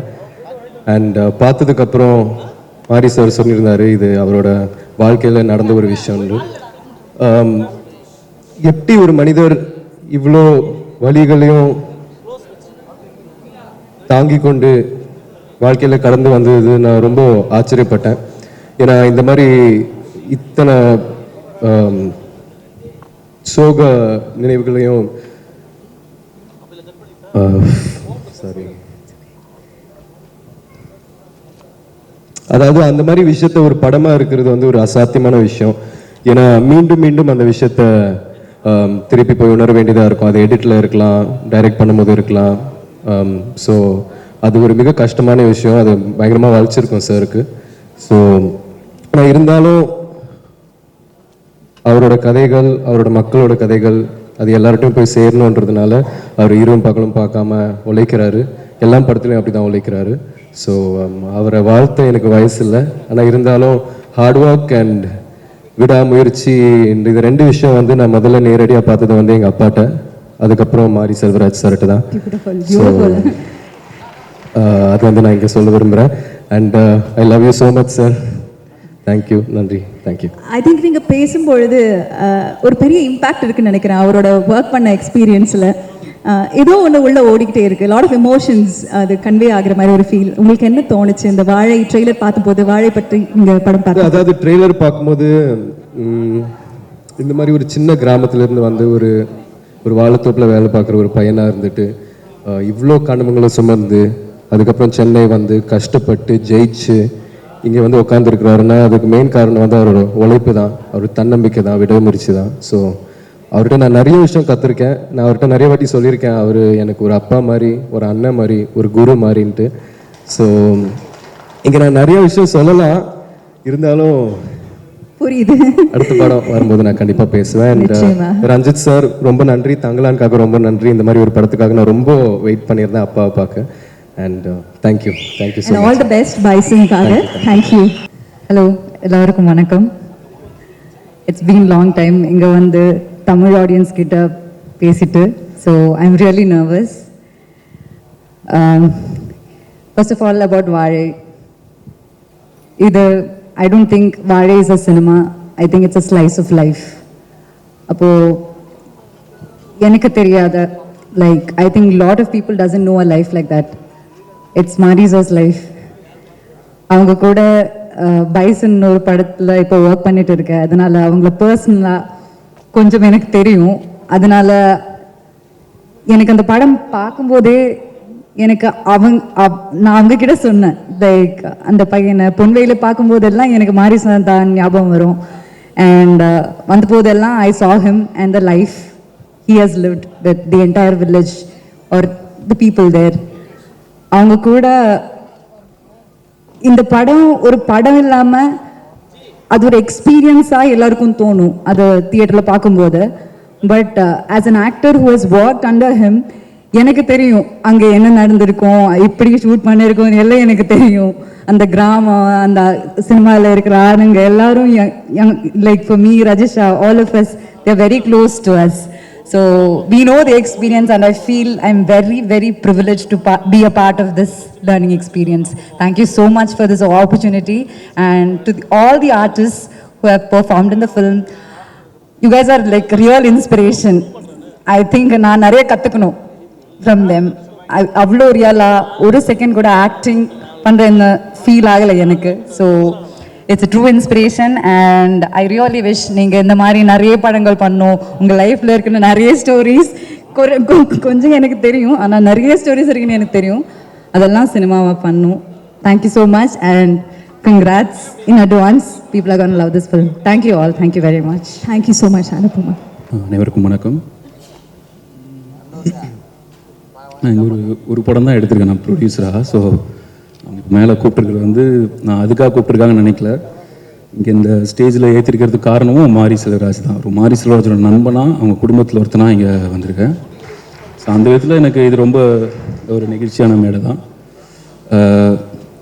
இந்த இந்த இவ்வளோ பேர் இவங்கெல்லாம் பேசுகிறதெல்லாம் பார்த்து அவங்க ஃபேமிலியில் திவ்யா, அவங்க அம்மா எல்லாம் எவ்வளோ சந்தோஷப்படுறாங்க, எவ்வளோ ப்ரௌடாக ஃபீல் பண்ணுறாங்கன்னு தெரியும். அதுக்கு கொஞ்சமும் குறையாமல் எனக்கும் அதே நிகழ்ச்சியாக இருக்குது. ராம் சார் அங்கேருந்து ரொம்ப நிகழ்ச்சியாக தான் இதை பார்த்துட்ருக்காரு. நான் இந்த படத்தை பற்றி பேசலை இப்போது, ஏன்னா அது ரொம்ப இங்கே இருக்கிற ஒரு ஃபிலிம் மேக்கர்ஸ் எல்லாமே பேசுவாங்க. நான் என்னோட மாறி கொடுக்குற பழக்கம் தான் எனக்கு ரொம்ப பேசணும்னு தோணுச்சு. நான் ராம் சார்கிட்ட அசிஸ்டண்ட்டாக ஒர்க் பண்ணணுன்னு போனேன், ஆனால் உருப்படி அசிஸ்டண்ட்டாக ஒர்க் பண்ணல. மாறி வந்து ஃபஸ்ட் படத்துலேருந்து உயிரை கொடுத்து அவரோட லைஃப் அப்படியே சார்கிட்ட கொடுத்துட்டு அவ்வளோ எஃபர்ட் போட்டு ஒரு உண்மையாலுமே ஒரு அசிஸ்டன்ட் டைரக்டராக இருந்ததுனால இப்போ ஒரு மாரி செல்வராஜாக இருக்காரு. நான் வந்து ஓபி அடித்து சுற்றிட்டு இருந்த ஒருத்தர் ஒரு ப்ரொடியூசராக இருக்கேன், அதுதான் உண்மை. மாரி வந்து ஒரு செல்வன் கூப்பிடுவோம், மாரின்னு சொல்கிறதுக்கு ஒரு மாதிரி இருக்குது. செல்வம் வந்து படம் பண்ணுறது வந்து நம்ம இவ்வளோ வசூல் பண்ணிடணும், நம்ம எல்லாம் இவ்வளோ பாராட்டணும், இவ்வளோ விருது கொடுக்கணும், அந்த காரணத்துக்காகலாம் கிடையாது. செல்வத்திட்ட வந்து சொல்கிறதுக்கு நிறைய கதை இருக்குது, அவர்கிட்ட நிறைய உண்மை இருக்குது, அதை சொல்லிக்கிட்டே இருக்கணும் அப்படின்னு ஆசைப்படுறாரு. அது முடிஞ்ச அளவுக்கு எல்லாருமே காது கொடுத்து கேளுங்க அப்படின்றது தான் செல்வத்தோட ஆசை. அது அவரோட கதைகளில் தொடர்ந்து சொல்லிட்டு வராரு. நிறைய பேர் அது காது கொடுத்து கேட்குறாங்க, நிறைய பேர் காதை மூடிக்கிறாங்க கேட்காம. பட் இந்த படம் வந்து மாரியை பிடிக்காதவங்களுக்கும் இந்த படம் வந்து ரொம்ப பிடிக்கும்னு நம்புகிறேன். ஏன்னா இதில் அவ்வளோ உண்மை இருக்குது. உங்களுக்கு பிடிக்குது பிடிக்கல, மாறி தொடர்ந்து அவர்கிட்ட இருக்கிற லைஃப்பில் இருக்கிற உண்மையை இன்னும் லவுடாக சொல்லிக்கிட்டே இருப்பார். ஏன்னா மாறி சந்திச்சு வந்த தடங்கள்லாம் வந்து ரொம்ப நிறைய. ஸோ அதெல்லாம் இருக்கும்போது இப்போ இங்கே ஃபேஸ் பண்ணுறதுனால அவர் திரும்ப போயிட போகிறதே கிடையாது. தொடர்ந்து அவர் வந்து அவர் கிடைச்சிக்க ஒரு மீடியம் தான் இந்த சினிமா. இந்த சினிமா இல்லாட்டி அவர் வந்து ஒரு கூத்து கலைஞனாவோ ஏதோ ஒரு இடத்துலையோ போய் அவரோட கதைகளை தொடர்ந்து சொல்லிகிட்டே தான் இருந்திருப்பார். அந்த விதத்தில் எனக்கு மாரியை பார்க்கும்போது ரொம்ப சந்தோஷமாக இருக்குது. நான் ஒரு இதில் சார் எப்படி ஒரு ரோல் ப்ளே பண்ணுறாருன்னு நான் சொல்லணும். ராம் சார் வந்து ஒரு அசிஸ்டன்ட் டைரக்டராக வந்து சேர்ந்த ஒருத்தங்களை அடுத்தடுத்து ஒரு படம் பண்ணுறதுக்கு ப்ரொடியூசர்கிட்ட ரெஃபர் பண்ணுவாங்க, இல்லை பண்ணாமல் போவாங்க, இல்லை அவங்களுக்கு தெரிஞ்சதை சொல்லி கொடுப்பாங்க. இதை தான் நான் பார்த்து கேள்விப்பட்டிருக்கோம். ஆனால் சார் வந்து என்னென்னா மாரியை அவ்வளோ மெருகேற்றி அவருக்கு இருக்கிற டேலண்ட் அவருக்கே புரிய வச்சு அவர்கிட்ட அவ்வளோ கதைகள் இருக்குதுன்னு அவர் நம்ப வச்சு அவர் மாரிக்கு கிராஃப்ட் கற்றுக் கொடுத்தது கற்றுக்கிட்டாருன்றதை தாண்டி அவர் ஒரு புக் எழுதினார், மறக்க நினைக்கிறேன். ஃபஸ்ட்டு அந்த மறக்கவே நினைக்கிறேன் புத்தகத்தை எழுதிட்டு அவர் போய் பார்க்காத ஆட்களே கிடையாது. எல்லா எழுத்தாளர்கள்கிட்டையும் எல்லா இயக்குநர்கள்கிட்டையும் என் அசிஸ்டண்ட்டு செல்வம் இப்படி ஒரு புக்கு எழுதியிருக்கான், அதை நீங்கள் படிங்க, படிச்சுட்டு உங்களோட கருத்தை சொல்லுங்கள், அதை பற்றி எழுதுங்கன்னு சொல்லி அவ்வளோ பேர்த்தையும் கொண்டு போய் கொடுத்துருக்காரு. ஸோ அவரோட ரோல்ன்றது ரொம்ப பெருசு. அது செல்வம் சொல்லும்போது எல்லாத்துக்கும் தெரியும். அதே மாதிரி தான் ரஞ்சித் அவர்களோடது நான் பார்க்குறேன். ரஞ்சித் அவர்கள் வந்து வெறும் டைரக்டராக மட்டும் இல்லை, அவர் ஸ்டார்ட் பண்ண நீலம் ப்ரொடக்ஷனாக இருக்கட்டும், ஒரு நீலம் சோஷியலாக இருக்கட்டும், அவர் ஒரு பெரிய மூவ்மெண்ட் இங்கே கிரியேட் பண்ணியிருக்காரு. அந்த மூமெண்ட்டோட முக்கியமான தொடக்கமாக பரியரும் பெருமாள் இருந்தது வந்து எனக்கு ரொம்ப ரொம்ப சந்தோஷம், ரொம்ப மகிழ்ச்சியான ஒரு விஷயமா நான் பார்க்குறேன். அப்புறம் மாறி ஒரு தடவை பார்க்கும்போதும் பரியரும் பெருமாள் தான் அவரோட பெஸ்ட்டுன்னு சொல்லிட்டே இருப்பாங்க. இப்போ வந்து வாழை தான் அவரோட பெஸ்ட்டுன்னு சொல்கிறாங்க. இது அடுத்தடுத்து வர படங்களும் மாரியோட பெஸ்ட் ஃபிலிம்னு சொல்லுவாங்க நான் நம்புகிறேன். பைசனுக்காக வெயிட் பண்ணிட்டு இருக்கேன். அப்புறம் இதில் நடித்த எல்லாருமே வந்து அன்பிலீவபிளாக பெர்ஃபார்ம் பண்ணியிருந்தாங்க. அதில் சிவனேந்தன் கேரக்டர் பண்ணவங்களாக இருக்கட்டும், சேகர் பண்ணவங்களாக இருக்கட்டும், அப்புறம் இதை ப்ரில்லியண்ட்டாக ஷூட் பண்ணியிருந்த தேனீஸ்வர் சார், அவருக்கு ஒரு மிகப்பெரிய அப்ளாஸ் கொடுக்கணும்னு நினைக்கிறேன். அவர் அப்புறம் Kumar Gangappan art department art director அவர். அண்டு இதோட சோலை வந்து அவ்வளோ அழகாக சவுண்டில் கொண்டு வந்தால் சந்தோஷ் நாராயணன் அவர்கள், அவரோட ஒர்க்கும் ரொம்ப முக்கியமானது. அப்புறம் சுரேன் சவுண்டில் ஒர்க் பண்ண சுரேன், மொத்தமாக இவங்களோட உழைப்புலாம் இது ரொம்ப முக்கியமானது. அண்டு இப்போ நம்ம ஓடிடி வந்து படங்கள் வாங்குறது இல்லை, சின்ன படங்கள் அப்படின்றதுல நிறைய இடத்துல பதிவு பண்ணிகிட்டே இருக்கோம். ரஞ்சித் அவர்களும் சரி, இப்போ நிறைய தயாரிப்பாளர்களும் அது மேடையில் பதிவு பண்ணிகிட்டே வந்துட்டு இருக்காங்க. அது உண்மைதான். இப்போ ஒரு சின்ன படமோ ஒரு மீடியம் சைஸ் படமோ எடுத்து அது விற்கிறதுன்றது அவ்வளோ சிரமமாக இருக்குது. பட் அதே காலகட்டத்தில் வாழை மாதிரி ஒரு படத்தில் வெறும் ஒரு இயக்குனர் அவரோட கதையை மட்டும் நம்பி இப்படி ஒரு ப்ரொடியூஸ் பண்ணுறதுக்கு முன்னே வந்த hot star Pradeep sir, Krishnankutty sir, Bala sir, Naran sir, அந்த என்டையர் டீமுக்கு வந்து ரொம்ப ரொம்ப நன்றி. அண்ட் அதோட தேட்டரிக்கல் வாங்கி பண்ணுற Dileep Subrayan master first production house ஆரம்பிச்சிருக்காரு, அவருக்கும் என்னோட வாழ்த்துக்கள். தேங்க்யூ, லவ் யூ மாதிரி. தேங்க்யூ. எனக்கு ரொம்ப பிடிச்சது ஓப்பனிங் ஷாட்டில் ஒரு பெரிய 2 ஹெலிகாப்டர் வருது. ஆக்சுவலாக அது வந்து ஒரு பொண்ணு மஞ்சள் கலர் சாரி வந்து ஃபுல் டான்ஸ். ஆக்சுவலி அந்த மாதிரி ஒரு டான்ஸை நான் பார்த்ததே கிடையாது. அது கிளைமேக்ஸில் வந்து ஒரு 250 பேர் அடிச்சு கொள்கிற மாதிரி. என்னால் படம் பாட்டு வந்து வெளியே ஒன்றுமே பேச முடியல. அந்த மாதிரி சீன்ஸ்லாம் இருக்குதுன்னு நினச்சிங்கன்னா அதெல்லாம் இருக்காது. நான் ஷூட் பண்ணிக்கிறேன். எங்கள் ப்ரொடியூசர் இங்கே தான் உட்காந்துருக்காரு. எங்கள் ப்ரொடியூசர் கூப்பிட்டு ஷூட்டிங்கை நிப்பாட்டிட்டு வந்து பேசு அப்படின்னாரு. நான் அந்த படத்தை ஒரு 2 வாரத்துக்கு முந்தைய பார்த்தேன். One of the extraordinary experience in my life. நான் வந்து கொட்டுக்காளியும் வாழையும் பார்த்துட்டு one of the extraordinary experience of my லைஃப்னு சொல்லுவேன் ரெண்டு படத்தையும். எப்பொழுதுமே ஒரு செஞ்சுரியினுடைய கடைசி பகுதி அல்லது முதல் பகுதி, அதாவது 25 அல்லது 75ல ஒரு பெரிய ரெனயசன்ஸ் நடக்கும். அந்த மாதிரி இந்த 2000ல இந்த 2025ல ஒரு எக்ஸ்ட்ராடனரி ரெனயசன்ஸ் வந்து இந்தியாவில் நடந்திருக்கு. நம்ம சொல்லுவோம் வந்து இந்தியா அந்த தேசத்தில் வந்து ஒரு தமிழகம் வந்து ஒரு சவுத் சைடு வந்து ரொம்ப அப்படி இருக்கும். Actually most of the films நம்ம பார்த்தோம்னா நார்த் இந்தியாவில் நடக்கிற மாதிரி ஒரு பிம்பம் இருக்கும். பட் இந்த 1925ல வேர்ல்ட் சினிமா அப்படின்னா 2 சினிமா தான் நான் சொல்லுவேன். ஆக்சுவலாக வேர்ல்ட் சினிமாவுக்கு நம்ம நிறைய பண்ணியிருக்கோம், நிறைய போய் கதவை தட்டியிருக்கோம். வெற்றிமாறன், ராம, உங்க எல்லா படமே அந்த ஆஸ்பிரேஷனோடைய நம்ம அவங்களுக்கு கொஞ்சம் கூட கீழே இல்லை. ஒரு ஃபாஸ்பிண்டருக்கோ ஒரு ஹெர்சாக்கோ ஒரு குரோசோவாக்கோ நம்ம கொஞ்சம் கூட கீழே இல்லை. அவங்கள்ட்ட தான் கற்றுட்டு வந்தோம். ஆனால் we can go and knock the doors சொல்லிட்டு நாக் பண்ணிட்டே இருக்காங்க.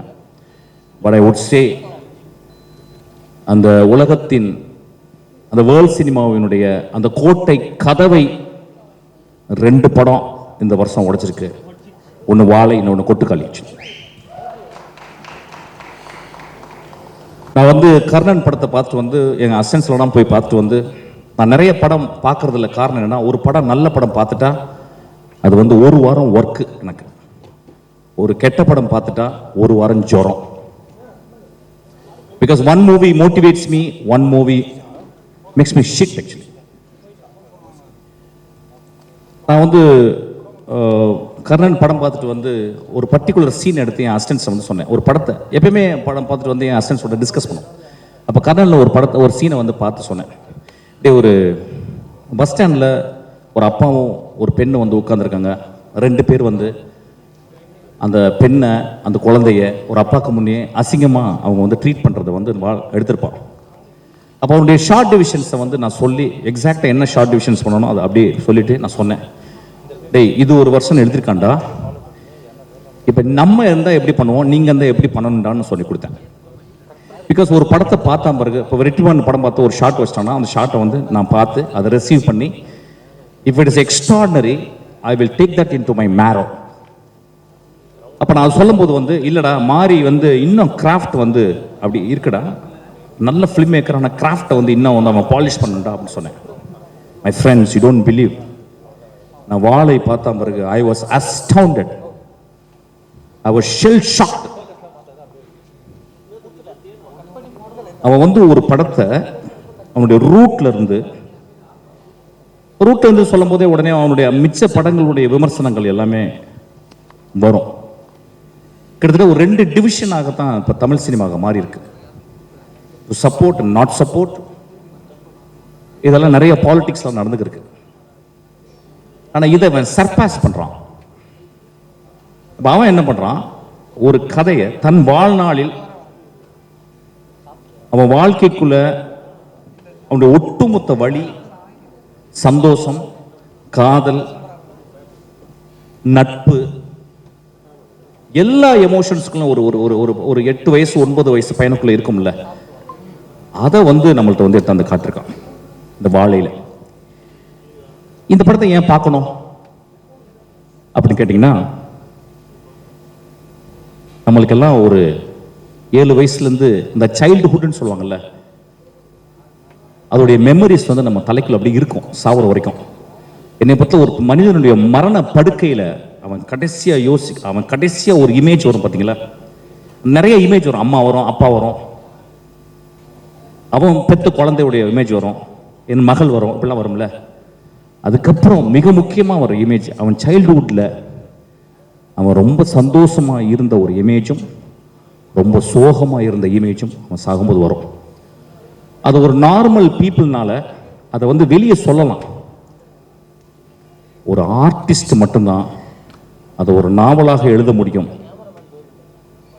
ஒரு புதினமாக படைக்க முடியும், அல்லது ஒரு பயோகிராஃபியாக எழுத முடியும். Very rarely in the whole world of cinema there are very few directors are able to articulate their inner experience. அது எனக்கு தெரிஞ்சு இந்தியாவில் அந்த மாரி செல்வராஜுக்கு நடந்திருக்கு. Actually he was able to articulate எப்படின்னா, இந்த குழந்தை வந்து ஒரு அரை மணி நேரம் அம்மா காணாம போயிட்டா அழுவும் பார்த்தீங்களா, அந்த தொண்டைக்குழி அப்படியே இது அந்த மாதிரி அழுதுருக்கான். உடனே நம்ம நினைக்கலாம், ஓ ரொம்ப சோகமான படமா? இல்லை, எனக்கு தெரிஞ்சு இந்த 10 years நான் பார்த்த சந்தோஷமான படம் இந்த படம். அந்த வாழை எவ்வளவு பச்சையா இருக்கோ பசுமையா இருக்கோ அந்த அளவு பசுமையான படம் இந்த படம். வேர்டன்ட்னு சொல்லுவாங்க இங்கிலீஷ்ல, வேர்டன்ட்னு. அது ஏன் அவன் நம்மள்கிட்ட சொல்லணும் அப்படின்னா, அவனுக்கு ஒரு மொழி இருக்கு. அந்த அந்த அந்த தியாகராஜன் குமாரஜி சொன்னா, டெக்னிக்கலா இஸ் எவால்வ்ட் அப்படின்னு இருக்கான். நம்மளுடைய முதல் படம் எப்பொழுதுமே தோல்வி படம். ஒரு டைரக்டருக்கு வணிக ரீதியில் வின் பண்ணிடுவோம். ஆனால் நம்மளுடைய ஃபார்மில், நம்மளுடைய ஆர்ட்டில், நம்மளுடைய அடைகாத்தல்ல, நம்மளுடைய previous movie always a bad film. அதனால தான் எல்லா டைரக்டரும் இங்கே இருந்தவங்க எடிட் பண்ணி முடிச்ச உடனே அந்த படத்தை ஹேட் பண்ணிடுவாங்க. they will be spending years and years to edit the film. Once it is edited, when it is projected on the screen, it is a bad film. அவருடைய மிச்ச படங்கள்லாம் அப்படி தான் இருப்பான். ஒரு நல்ல டைரக்டர் அப்படி தான் இருப்பான். இந்த படம் அவன் வாழ்நாளில் I don't think he can make a better film than this. Mari, you can't do. I believe so. Because so much of truth in this film. ஏன் ட்ரூத்னா, ட்ரூத்தை எங்க கண்டுபிடிக்கலாம்னா, ஒரு 8 வயசு பையன்ட்டு நீங்க பேசும்போது ஒரு 6 வயசு குழந்தைட்டு தான் அவ்வளோ ட்ரூத் இருக்கும். மாறி அதுக்கப்புறம் நிறைய ஃபிக்ஷன்லாம் மிக்ஸ் பண்ணலாம். ஆனா இந்த படத்துல கிட்டத்தட்ட வந்து ஒரு தாய்ப்பால் போல வந்து அவன் வந்து இந்த படத்தை சொல்லியிருக்கான். இந்த படத்துல வந்து ஃபார்முக்கு இந்த படம் வந்து ரொம்ப முக்கியம்ன்றேன். நான் என்ன சொல்ல வந்தேன்னா, அவன் பார்த்த வாழ்க்கையை, மறக்க முடியாத வாழ்க்கையை, நிறுத்தவே முடியாத அந்த அழுகையை, நிப்பாட்டவே முடியாத அவன் புன்னகையை இந்த படத்துல அப்படியே உறைஞ்சு போய் வச்சிருக்கான். எனக்கு தெரிஞ்சு இந்த ஃபார்ம் அந்த படத்துல வந்து அவன் போயிட்டு கேரக்டர் நடக்க சொல்லிட்டு அவன் போய் நின்று பார்த்துருக்கான். இங்க நின்று நான் பார்த்தனா, அங்க நின்று பார்த்தனா, இங்க கேமராவை வைக்கலாமா அப்படின்னு அப்படியே ஒரு கோழி தன் குஞ்சுகளை அடகாக்கும் பார்த்தீங்களா, அந்த மாதிரி ஒவ்வொரு இடத்துலையும் ஒரு கோழியாக அவன் கேமராமேனும் அவனும். கேமராமேன் சொல்ல மாட்டேன், நல்ல பையன் அவன். இது முழுக்க மாரியினுடைய விஷன். நண்பர்களே, இந்த மாதிரி ரேரஸ்ட் ஃபிலிம்ஸ் வந்து இது வந்து ஒரு பெரிய அனுபவம். நம்ம தமிழ் சினிமாவில் என்னன்னு கேட்டிங்கன்னா, இப்போ தான் கொஞ்ச நேரத்துக்கு முன்னாடி தம்பிட்டு பேசிக்கினேன். நான் சொன்னேன் வந்து, டேய் ரஜினி சார் வச்சு ஒரு படம் பண்ணடா, ரொம்ப பியூட்டிஃபுல்லாக இருந்துச்சு, நான் பார்த்தேன், பிடிச்சிருந்தேன். அவன் சொன்னான், சார் என்ன சார் உங்களுக்கு இந்த படம்லாம் பார்ப்பீங்களா? நான் சொன்னேன், இல்லைடா, ரஜினி சாரை ஒரு கேமராவில் வந்து அது ஒரு பெரிய ராஜநாகம், அது படம் எடுத்து ஆடும், அதை ஒரு கேமராவில் வந்து அடக்கிறது ரொம்ப கஷ்டம்டா, அது ரொம்ப அழகாக பண்ணியிருக்கேன்னு சொன்னேன். ஒவ்வொருத்தங்களும் ஒவ்வொரு ஃபார்மை. ஆனால் இந்த ஃபார்ம் இந்தியாவின் மிக முக்கியமான, நான் சொல்லுவேன், குருசவா சொல்றாரு, if you want to understand India you must see Pather பஞ்சாலின்னு சொல்வார். and I would say if you want to understand Tamil Nadu, please watch Valai.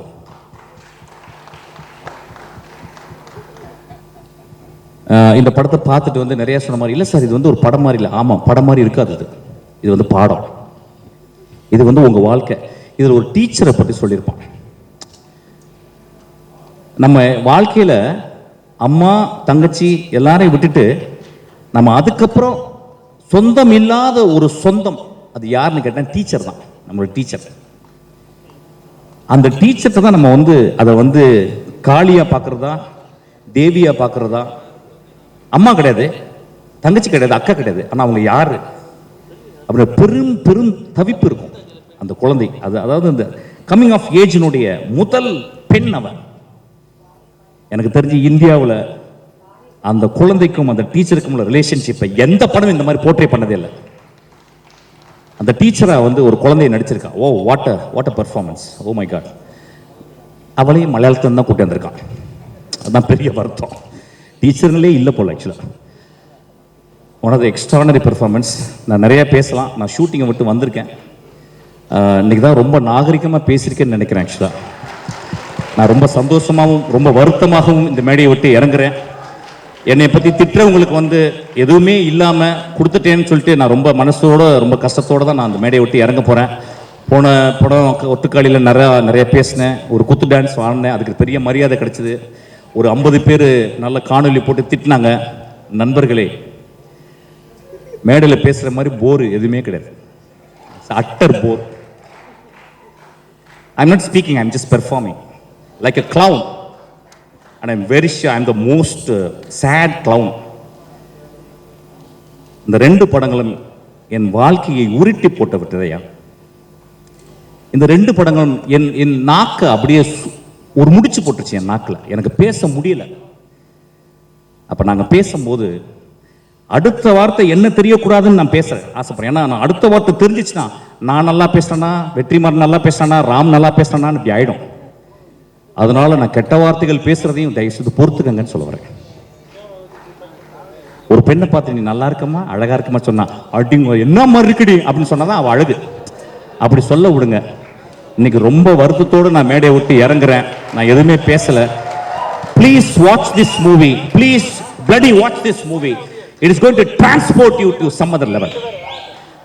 ஒரு குரோசவாவையும் ஒரு பிரஸ்தானையும் நான் கண்டுபிடிச்சுக்கன்னு சொல்லுவேன். நான் மாரி செல்வராஜையும் கொட்டுக்காளியினுடைய டைரக்டர் வினோத் ராஜையும் என்னுடைய ஆதர்சமான என்னுடைய நண்பர்கள். இந்தியாவின் மிகச்சிறந்த டைரக்டர், உலகத்தின் மிகச்சிறந்த டைரக்டர் நான் பார்க்கறது வந்து வெற்றிமாறன், ராம், என் குழந்தை பேர் டக்குன்னு வரலடா, எமோஷனல் தியாகராஜன் குமார்ராஜா. உடனே எழுதுங்க தண்ணி போட்டாரும்பாங்க. நான் தண்ணி போட்டு ரொம்ப நாள் ஆச்சு ஆக்சுவலா. நான் ஒர்க் அவுட் பண்ணிக்கிறேன், ஒல்லி ஐட்டம் பாருங்க. ஆக்சுவலா ஃபர்ஸ்ட் 6 பேக்ஸ் உள்ள டைரக்டர் நான் தான் இந்தியாவில். அது ரெடி ஆகிட்டு இருக்கேன். So it's a beautiful experience my dear friends. இந்த படத்தை பாருங்க நண்பர்களே. நம்ம நிறைய படங்கள் பார்க்குறோம், நிறைய படம் பார்க்குறோம். அதாவது வந்து எந்த ரீசனுமே இல்லாமல் ஒரு தியேட்டருக்குள்ள போகிறோம், எந்த ரீசனும் இல்லாமல். ரொம்ப சீப்பான படங்கள்லாம் இந்த கண்கள் வந்து எக்ஸ்போஸ் ஆகுது. ரொம்ப மோசமான டைலாக்லாம் வந்து இந்த காதுகள் எக்ஸ்போஸ் ஆகுது. இந்த ஒரு வாழை மரத்தை தொட்டு இருக்கீங்களா? வாழை மரத்தை அறுக்கும் போது ஒரு அப்படி ஒரு சவுண்டு கேட்கும், அதை கேட்டிருக்கீங்களா? வாழையினுடைய பழத்தை வந்து மேலே ஏறி பறிச்சு அந்த படத்துல அப்படி ஒரு குழந்தைக்கு கொடுக்குறான், அப்படி அதை உரிச்சு சாப்பிட்டுருக்கீங்களா? That is a most primal experience, most primal experience. அதான் நம்ம விட்டுட்டோம் ஆக்சுவலா. I am very happy this movie. இந்த படம் நிச்சயமா மக்களை, அதான் சொல்றேன், சில படங்கள் வந்து அது வந்து மக்கள்கிட்ட எப்படி ரீச் ஆகும்னா, நீங்க சாவர வரைக்கும் இந்த படத்தை பார்ப்பீங்க. இந்த படத்தை ஓடிடியில் வந்த பிறகு உலகத்தில் உள்ள எல்லாருமே பார்ப்பான். ஸ்பானிஷ் அமெரிக்காவில் அங்கே வந்து ஸ்பானியர்ஸ்ல அங்க வாழைமரம் இருந்தா, மெக்சிகோல வாழைமரம் இருக்கும், அவன் பார்த்து அவன் ஐடென்டிஃபை பண்ணிப்பான். அந்த மாதிரி ஒரு படம். எனக்கு ரொம்ப சந்தோஷம். இந்த படத்துல வந்து நிறைய பேர் நடிச்சாங்க. அவன் பேர் டே கலையரசா ராஸ்கல் எந்திரா. அவன் வந்து நான் தான் அவனை அறிமுகப்படுத்தினேன். ஃபுல் கஞ்சா அடிச்சு வந்த மாதிரி வந்தான் ஆக்சுவலா என் படத்துல. வந்து நடிச்சு கொஞ்சம் நிறையவே பேசுவான். ஊர்லாம் பேசுவான். அவன் என்ன பர்ஃபார்ம் பண்ணியிருக்கான், வா. அவன் அந்த வாழ்க்கையை பார்த்துருக்க கூட மாட்டான். அவனுக்கு எப்படி லுங்கி கட்டணும், அவனுக்கு எப்படி வாழையை சுமக்கணும். ஐயா இந்த படத்துல வாழையை சுமந்திருக்காங்க. ஐயா வாழையை சுமந்திருக்காங்க. ஒரு தாய் தன் குழந்தையை சுமந்தது மாதிரி சுமந்திருக்காங்க. So it's extraordinary experience. ரொம்ப நல்லா நடிச்சடா. ஐ லவ் யூடா. ரொம்ப நல்லா நடிச்சடா. There is miles to go and you prove that's. சூரிய அளவு இல்லை, நான் சூரிய பக்கத்தில் வந்துட்டேன். தேங்க்யூ. உலகத்திலே ரொம்ப சந்தோஷம் ஆர்ட்டை பார்த்து ரசிக்கிறதும், அதை ஒரு பெரிய ஆர்டிஸ்டுங்களோட உட்காந்து ஆர்டிகுலேட் பண்ணுறது தான். I am so happy. எனக்கு நம்ம ஒரு 4 ஆர்கெஸ்ட்ரம் இருக்க மாதிரி ஃபீல் பண்ணுறேன். Thank you so much. Love you. அனைவருக்கும் வணக்கம். எதுவும் ப்ரிப்பேர் பண்ணல. மாரி சாரோட ஸ்கூல்னு வருதோ, என்னோட தமிழ் டெபியூ சார் கூட கர்ணன், அதுக்கப்புறம் இப்போ பைசில் நடிச்சிட்டு இருக்கேன். சாரை பற்றி எல்லாரும் பேசியிருக்கோம். அவன் இங்கே குரு, என் teacher. It's not my space to talk about him. First of all நான் என்ன சொல்லணும்னு, நம்ம ஒரு செட்டில் போய் நடிக்கிறதுக்கு நம்ம போகும்போது யூ லிசன் டு டைரக்டர். நமக்கு ஒரு ஸ்கூல் இருக்குல்ல, நம்ம டைரக்டர் எவ்வளோ கான்ட்ரிபியூட் பண்ணுறாங்க, அவ்வளோ கான்ட்ரிபியூட் பண்ணியிருக்காங்க இந்த ஊர் மக்கள். நம்ம 2 படத்தில் பண்ணும்போதும் அவரை பார்த்து தான், அவரை ரசித்து தான், அவரை அப்சர்வ் பண்ணி தான் நடிச்சிருக்கேன். ஒரு வாட்டியும் மாரி சார் படம் பண்ணும்போது ஃபுல்லாக என்ன சொல்கிறது, ஃபுல்லாக சரண்டர் ஆகி, ஃபுல்லாக அவ்வளோ with so much of respect and எல்லாருமே அவ்வளோ ஹார்ட் ஒர்க் பண்ணுறாங்க.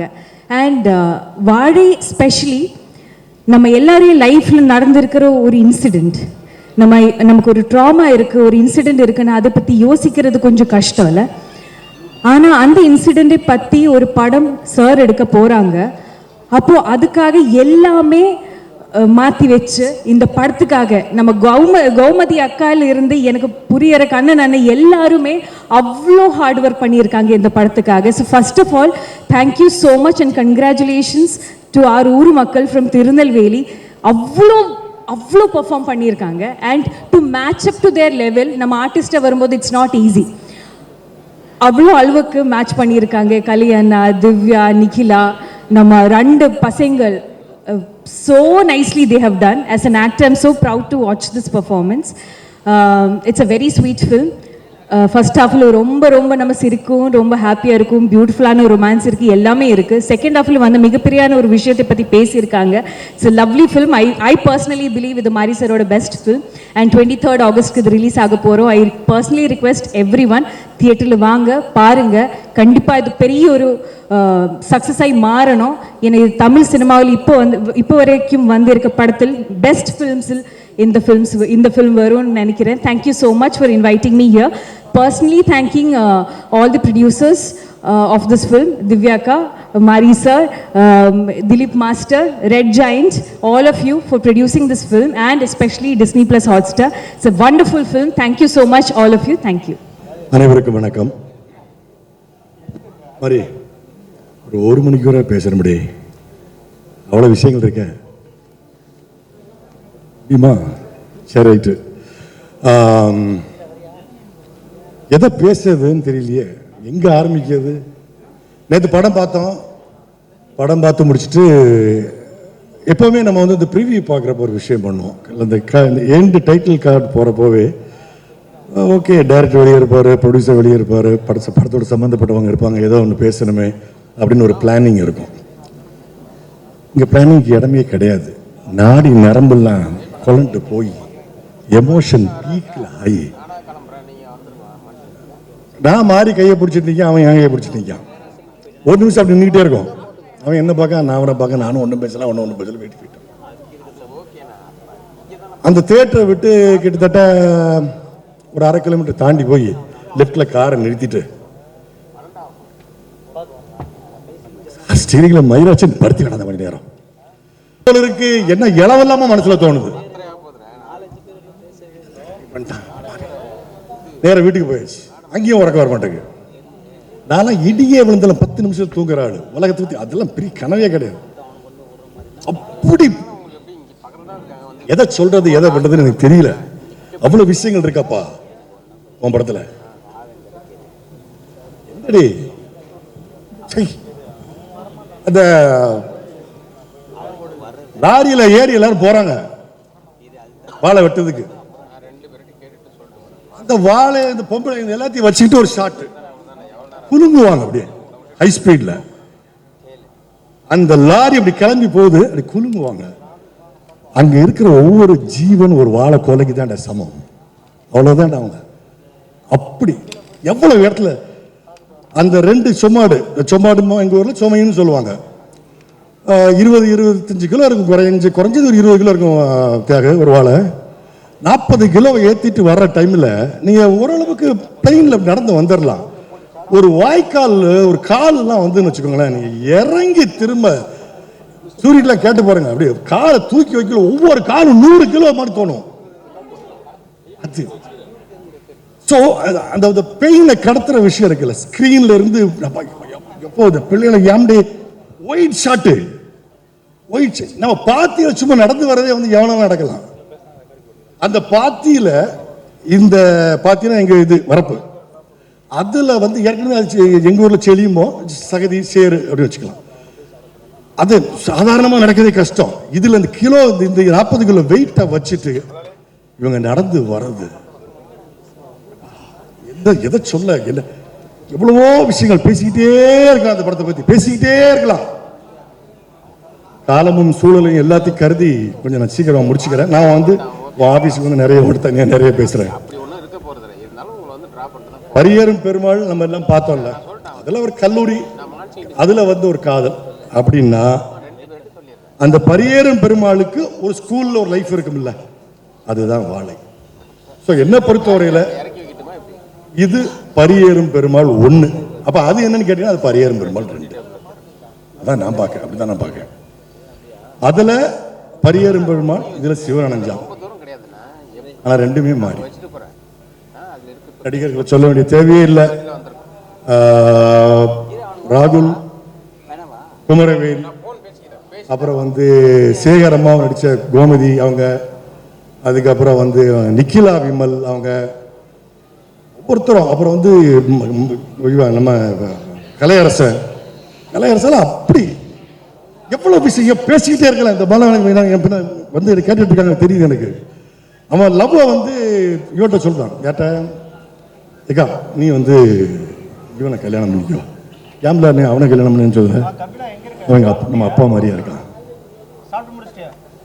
நம்ம அப்பா மாதிரியே பேசுறான், நம்ம உரிமைக்காக போராடுறான், இவன் நம்ம ஆளு, இவன் அவன் ஏன் கல்யாணம் பண்ணக்கூடாது, அவளுக்கு யாருக்கும் தாட்டு இருக்கு. உடனே அவ சரி ரைட்டுங்க. இப்போ மருதாணி தான் கொண்டு கொடுக்க சொல்லுவா, இவன் அந்த பேட்சை தூக்கிட்டு போறான், அருவாள் சுத்தி பேட்சை தூக்கிட்டு அங்கே போய் நிற்கான். எங்க பேசிக்கிட்டே இருக்கான், அப்படியே ஒரு மாதிரி எமோஷன் ஆயிரும், கொஞ்சம் இதாக இருக்கு.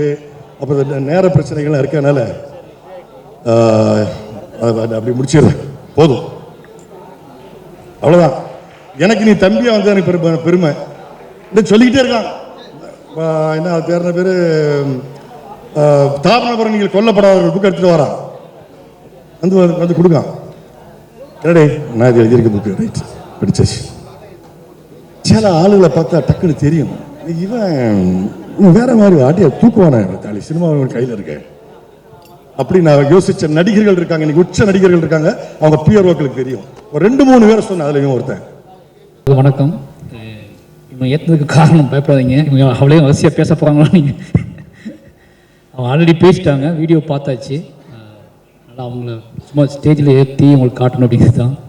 எல்லாருக்கும் நன்றி, ரொம்ப ரொம்ப நன்றி. ஏன்னா ரொம்ப கடுமையான உழைப்பு போட்டாங்க, நிறைய திட்டு வாங்கியிருக்காங்க, என்னையும் திட்டிருக்காங்க பயங்கரமாக, நிறைய சண்டைகள் நடந்திருக்கு இதுக்கு பின்னாடி. இந்த படம் இப்படி வர்றதுக்கு காரணம் வந்து இங்கே இந்த டீமுக்கும் எனக்கும் நடந்த சண்டை தான் அந்த படத்துக்கு இப்படி வர்றதுக்கான காரணம். அவ்வளோ உழைப்பு போட்டிருக்காங்க, அவ்வளோ பேத்துக்குமே நன்றி. என்னோட டீம் கேமராமேன் சார் மேலே கூப்பிடுறேன், ஈஸ்வர் சார், ஒளிப்பதிவாளர் தேனி ஈஸ்வர் அவர்களை அன்புடன் மேடை அழைக்கிறோம். சந்தோஷ் நாராயண், மியூசிக் டைரக்டர் சந்தோஷ் நாராயண் வந்து வர முடியாத காரணம், அவர் வந்து வெளிநாட்டில் இருக்காரு, அதனால் வர முடியல. அவருக்கு கொஞ்சம் நேரத்துக்கு நன்றி. எல்லாருமே இந்த டீமில் வேலை பார்த்த எடிட்டர், கேமராமேன், என்னோட அசிஸ்டன்ட்ஸ் எல்லாருமே அவங்க நான் என்ன கேட்டனோ அதை கொடுத்தாங்க. அத்தனை பேருக்கும் வந்து ரொம்ப நன்றி சொல்லிக்கிறேன். இந்த படம் அப்படி எடுக்கப்பட்ட படம். நானும் இந்த போய் பேசிடுறேன், ஏன்னா இவங்க இருக்கும்போது நான் பேசணும்னு ஆசைப்பட்டேன். அதனால தான் ஒன்றும் இல்லை, நான் நிறைய பேசிட்டேன், டீமை பற்றி எல்லாத்தையும் பற்றி வீடியோவில் பேசிட்டேன். ரஞ்சித் என்ன சொன்னார், டேய் பயோபிக்னு சொல்லியே ரிலீஸ் பண்ணுறியா அப்படின்னு சொன்னார். சொல்லலாம்னு தெரிஞ்சிடும் அப்படிங்கிற மாதிரி ஃபஸ்ட் ஃப்ரேமில் இருந்து அது ஸ்டார்ட் ஆகிடுது. மெயின் இந்த படம் வந்து தெரில, பெரியம்மாளை பற்றி, கர்ணனை பற்றி, மாமனை பற்றி நான் பேசும்போதெல்லாம் வந்து ஏதோ எனக்கு வந்து ஈஸியாக பேசுறதுக்கான ஒரு ஸ்பேஸ் இருந்துச்சு. இந்த படத்தில் அப்படி எனக்கு என்ன பேசுறது, இந்த படத்தை எப்படி சொல்கிறதுன்னு எனக்கு தெரியல.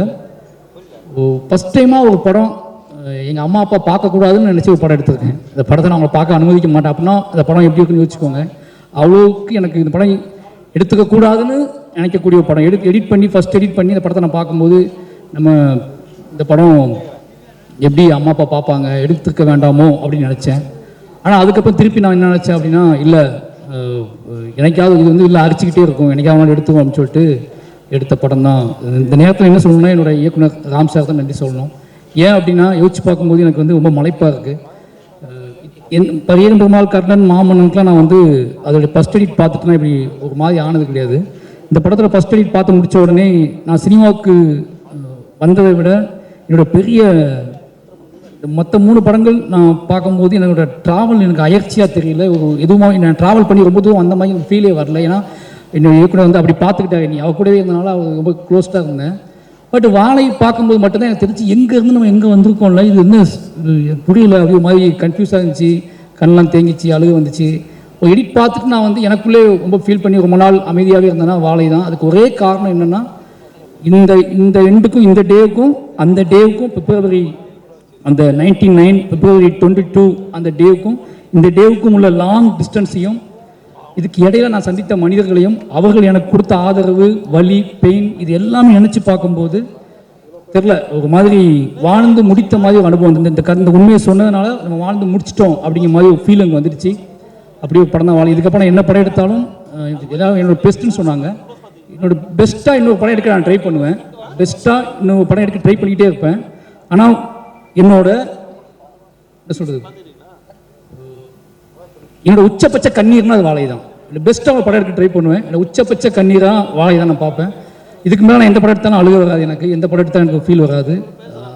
இந்த படத்தை எடுத்துட்டோம் அப்படிங்கிறதுக்கு இதுக்கு திராணி கொடுத்த என்னோட இயக்குனருக்கு எவ்வளோ நன்றி சொன்னாலும் பார்த்தாது. இப்போ என்னோட கதையை, என்னோட அழுகையை, என்னோட உழைப்பை, என்னோட என்ன சொல்கிறது பரிதவிப்பை படம் பண்ணுவதற்கான சக்தி இருக்குல்ல. ஒரு டைரக்டருக்கு எல்லா கிராஃப்ட்டும் பிடிபட்டுமா, எல்லா ஒரு டைரக்டருக்கு தன்னை பற்றியே உரிச்சு காட்டுறது முடியுமா அப்படின்னு நிறையவே கேள்வி கேட்பாங்க. நான் இனி உரிச்சு காட்டுறதுக்கான ஸ்பேஸை எனக்குள்ள வலிமையாக கொடுத்தது என்னுடைய இயக்குனர். அவருக்கு ரொம்ப ரொம்ப நன்றி. ஏன்னா அதை யோசிக்கவே முடியாது. ஏன்னா இதுதாண்டா ஆர்ட்னு சொல்லி ஒவ்வொரு டைம் நான் அவட்ட அழுகும் போதெல்லாம் இதுதாண்டா ஆர்ட், இதை பண்ணுறா, முதல்ல இதை பண்ணுறா, நீ என்னடா பண்ணிட்டு இருக்க அப்படின்னு கேட்கும்போது அப்போ தான் என்னோட கண்ணீர் எல்லாமே கலையாக தெரிய ஆரம்பிச்சிச்சு, என்னோட அழுகை எல்லாமே கலையாக தெரிய ஆரம்பிச்சிச்சு. அப்படி அதெல்லாம் சேர்ந்து ஒரு படமாக எடுத்துட்டோம். இந்த படம் எனக்கு என்ன சம்பாதிச்சு கொடுக்க போதெல்லாம் தாண்டி திலீப் மாஸ்டர் விவேக் திலீப் மாஸ்டர் ரெண்டுத்தையும் மேலே கூப்பிடுறேன். அந்த எமோஷனல் தான் இந்த படம் வந்து எனக்கு கொடுத்துச்சு. ஏன்னா அது சாருக்கு இந்த படம் என்னோட காணிக்கைன்னு சொல்லலாம். நான் வந்து கடவுள் நம்பிக்கை இல்லை, என்னோட ப்ரெசன்ட் என்னோட டெடிகேஷன் இந்த படத்தை வந்து நான் ட்ரிபியூட் பண்ணது வந்து என்னோட இயக்குனருக்கு தான் ட்ரிபியூட் பண்ணுறேன். ஏன்னா இந்த படத்துக்குள்ளே தப்பித்தல் ஒன்று இருக்குல்ல, இந்த படத்துக்குள்ள நான் சேர்ந்த இடம் ஒன்று இருக்குல்ல, அது ரொம்ப என்ன சொல்கிறது, எனக்கு அவங்க இந்த ராம்சார் நம்ம என்ன கொடுக்க போகிறோம் அப்படின்னு ஒன்று கொண்டுட்டே இருந்துச்சு. ஏதாவது ஒன்று கொடுக்கணும் அப்படின்னா இந்த படம் தான் அவருக்கு. இது அந்த படம் வந்து என்ன இது வெற்றி படமாக தோல்வி படமானு தாண்டி நான் முழுக்க இது ராம்சார் கொடுக்கறதாகவே எடுக்கப்பட்ட படம். இதுதான் சார் அவர் என்னை உருவாக்குனதுக்கான காரணமும் நான் உருவானதுக்கான காரணமும் இந்த படம் மட்டும்தான். அந்த நிலையில் இது ரொம்ப சந்தோஷமாக நான் உணர்றேன். அப்போ என்னோட குடும்பத்துக்கு ரொம்ப நன்றி சொல்லணும். நான் என்ன சொன்னாலும் என்ன சொல்கிறது, எதுக்கு இவன் நம்ம கதையவே திருப்பி எடுக்கிறான் அப்படின்னு நமக்கு வருத்தம் இருக்குது. எங்கிட்டு போனாலும் நம்மளையே கொண்டு வச்சதானே கொண்டு படத்துக்குள்ள கொண்டு அப்படின்னு எங்கள் அப்பாவுக்கு வருத்தம் இருக்குது, எங்கள் அம்மாவுக்கு வருத்தம் இருக்குது. அது என்ன சொல்கிறது, ஒரு நாள் சந்தோஷமாக ஃபீல் பண்ணுவாங்க, இன்னொரு நாள் ஒரு மாதிரி எமோஷனலாக ஃபீல் பண்ணுவாங்க. என்னோடய குடும்பம் ஒரு கட்டத்துக்கு அப்புறம் புரிஞ்சிக்கவே முடியாத என்னை அலைக்கழிச்ச என் குடும்பம் இன்றைக்கி ரொம்ப நல்லா புரிஞ்சிக்குது. அப்படி என்னோடய மனைவியாக இருக்கட்டும், என்னோடய குடும்பமாக இருக்கட்டும், எல்லாருமே வந்து நான் என்ன முடிவெடுத்து மூவ் ஆனாலும் அதை புரிந்து கொள்ள பக்குவம் அவங்களுக்கு இருக்குது. அந்த பக்குவத்தை கொடுத்த என்னோடய கலைக்கு ரொம்ப நன்றி. என்னோடய ஆர்ட் ஃபார்ம் தான் அவங்களுக்கு அந்த பக்குவத்தை கொடுத்துருக்கு. இவன் எது சொன்னாலும் அதுக்குள்ள உண்மையை வைக்கிறான், அது மக்களுக்கு பிடிக்குது அப்படிங்கிற நம்பிக்கையில் என்னை விட்டுருந்தாங்க. அதனால் போயிடுறேன். தயவு செஞ்சு தப்பாக நினச்சிக்க. ப்ரொடியூசர் ரொம்ப தாமதமாக கூப்பிட்றேன். ஏன்னா எல்லாரும் இருக்காங்க, ப்ரொடியூசர் இல்லை அப்படின்னு சொல்லிட்டு திவ்யா மேலே கூப்பிட்றேன், காஸ்டியூம் டிசைனர் மேலே கூப்பிட்றேன். ஓகேவா, இதுதான் ரொம்ப எமோஷனான விஷயம். நாங்கள் ஷேர் பண்ண வேண்டிய விஷயம் இதுதான். நாங்கள் ஆல்ரெடி எல்லாமே பேசிட்டோம் வீடியோவில். டேய் நீ இவனை கூப்பிடவே இல்லைடா, அவனை கூப்பிடவே இல்லையே. அப்போ அவன் கோச்சிக்கோல நவ்வி ஓகே தூங்கிட்டாளா, பிரியாணி சாப்பிடு. ஓகே ரொம்ப சந்தோஷம். ஐயோ அவன் அது அவங்க குமார்ண்ண ஆர்டர் கபிலன் சுரேன் ஓகேங்களா, ஸ்டேஜுக்கு வாங்க. ரொம்ப நன்றி. எல்லாருமே நிச்சயமாக வந்து படம் ஆரம்பிக்கும் போது இது டயட்டோட கதை தான் தெரிஞ்சு எல்லாருமே நான் என்ன திட்டினாலும் வாங்கிக்கிட்டு வேலை பார்த்தாங்க. அவங்க அத்தனை பேருக்குமே நன்றி. ஏன்னா நான் மற்ற படத்துலையாவது என்னை வந்து விளக்கம் கொடுப்பாங்க. இப்போ குமாரன் ஆர்ட் டிபார்ட்மெண்ட்டை நான் உங்களுக்கு சொல்கிறேன் அப்படின்னா செல்வம் அந்த வராது செல்வம் அப்படிம்பாங்க. இந்த படத்தில் இவன் வேறு ஏன் கதை மானே அப்படின்னு சொல்லிட்டு அதுக்கு வேலை பார்த்து கொடுத்தாங்க. அத்தனை பேர்த்துக்குமே ரொம்ப நன்றி. கடைசியாக ஃபைனலாக சொல்லணும் அப்படின்னா திலீப் மாஸ்டர் இந்த படம் எடுத்து முடிச்சுட்டு ஹாட் ஸ்டார் வந்து கேட்டாங்க, இது தேட்டிக்கல் பண்ண போறீங்களா, ஓடிடி பண்ணலாமா, என்ன பண்ணலாம், யார் நீங்களே ரிலீஸ் பண்ணுறீங்களா, என்ன பண்ணலான்னு கேட்கும்போது எனக்கு கொஞ்சம் பயம் இருந்துச்சு. ரஞ்சித்தன்கிட்ட கேட்டேன், தானசாட்ட கேட்டேன், எல்லாத்தையுமே கேட்டேன், என்ன பண்ணலான்னு கேட்டேன்.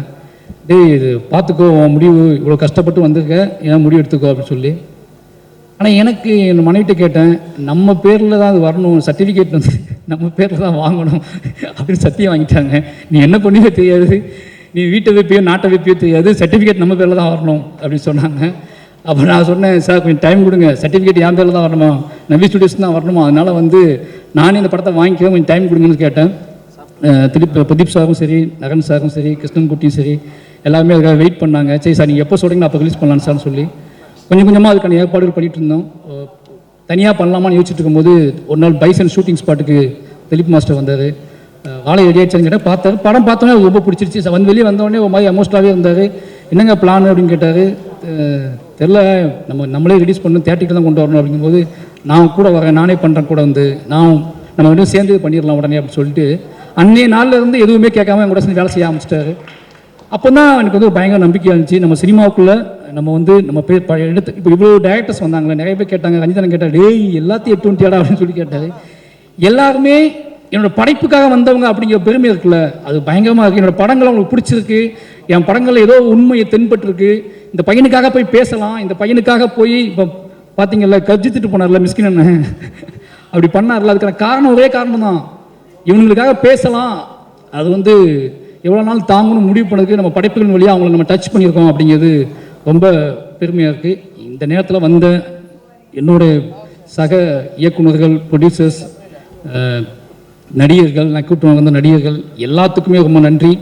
ஏன்னா எனக்கு தெரியும் உங்களோட வேலை நேரம் எவ்வளோன்னு தெரியும். அதெல்லாம் தாண்டி அவனுக்கு போவோம், இந்த படத்தை அவனுக்கு சப்போர்ட் பண்ணுவோம், அவனுக்காக இந்த டயத்தை செலவு பண்ணுவோம் நீங்கள் முடிவு பண்ணதுக்கான காரணம் எல்லாத்துக்குமே ரொம்ப நன்றி. எங்கள் டீம் பார்க்க யாராவது விட்டுருந்தால் மன்னிச்சுக்கோங்க.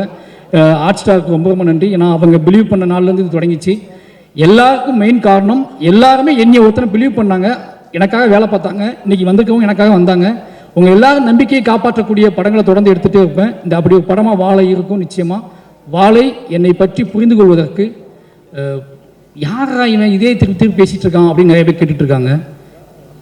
என்னதான் பிரச்சனை இவனுக்கு அப்படின்னு நிறைய பேர் கேட்டுட்ருக்காங்க. அவங்க எல்லாத்துக்கும் நீங்கள் எதுக்கு யோசிச்சுருந்தீங்க, நானே சொல்கிறேன் நான் யாருன்னு அப்படின்னு எடுத்த படம் தான் வாழை. நிச்சயமாக இந்த படம் உங்களுக்கு வந்து எல்லா கேள்விகளுக்கும் பதில் சொல்லக்கூடிய படமாக இருக்கும். நன்றி, வணக்கம். ஒரே ஒரு கேள்வி தான் சார் இருக்குது, வேறு எதுவும் இல்லை நிச்சயமாக. அப்போ ரெட் ஜெயில் நேற்று நன்றி சொல்லணும். நான் வந்து ஒரு எமோஷனில் இருந்தால் கேப்பிட்டு பேசிகிட்டு இருக்கேன். எனக்கு கீழே ஓடின்னு போகணுன்னு ஆசையாக இருக்குது. கீழே போய் அடுத்து ரஞ்சித்தன் என்ன பேசுவார், மை குட் ஃப்ரெண்ட் நெல்சன் என்ன பேசுவார், அண்ணன் சூரியன் என்ன பேசுவார் அப்படின்னு பார்க்க ஆசையாக இருக்குது. வெற்றி சார், ரெட் ஜெயின் அவங்க ஏன் இந்த படத்தை வாங்கினாங்க அப்படின்னா, இந்த படத்தை வந்து நான் ரிலீஸ் பண்ணி தரேன்னு சொன்னாங்கன்னா, மாமன்னன் ஷூட்டிங் போயிட்டு இருக்கும்போதே நான் வந்து வாழை படத்துக்கு ஷூட்டிங் போவேன்னு சொல்லிட்டேன். அப்போவே அந்த வாழை படத்துக்கு அவங்களுக்கு நெருக்கம் ஸ்டார்ட் ஆகிடுச்சு. ஏன்னா அவங்க கண்ணு முன்னாடியே ஷூட் பண்ண வாழையை அவங்களையும் உட்கார வச்சுக்கிட்டு உதய் சார் திருநெல்வேலி கூப்பிட்டு உட்கார வச்சுக்கிட்டே வாழையை ஷூட் பண்ணேன். அவர் பார்த்துட்டே இருந்தார். எடுத்து முடிச்சோடனே சார் இந்த படத்தை ரிலீஸ் பண்ணி கொடுத்துருவீங்களா அப்படின்னு கேட்டேன். அன்றைக்கி கேட்டது, ஃபஸ்ட் நாள் ஷூட்டிங்கில் கேட்டது. அதை வந்து கரெக்டாக அன்றைக்கே வந்து நான் பண்ணி கொடுத்தது மாதிரின்னு சொன்னார் சார் சொன்னார். அவருக்கு ரொம்ப நன்றி வெட்ஜினுக்கு. ஏன்னா இப்போ நான் எப்படி இருக்குன்னா, நான் என்ன பண்ணாலும் போய் இந்த மாமன் கொடுத்த வெற்றி அப்படிங்கிறது, நான் எப்போ வேணாலும் போய் வெட்ஜெயின்ட்டுக்கு போய் இந்த இது பண்ணுறேன், இதை வாங்கிக்கோங்க அப்படின்னு சொல்லக்கூடிய இடத்துக்கு ஒரு நம்பிக்கைக்கு இதை கொண்டு வந்திருக்காங்க. எப்போவுமே எனக்கு ஆதரவு கொடுத்துட்டு இருக்க வெட்ஜெயின்ட்டுக்கும் மூர்த்தி சார், ராஜா, மொத்த டீமுக்குமே ரொம்ப ரொம்ப நன்றி சார்.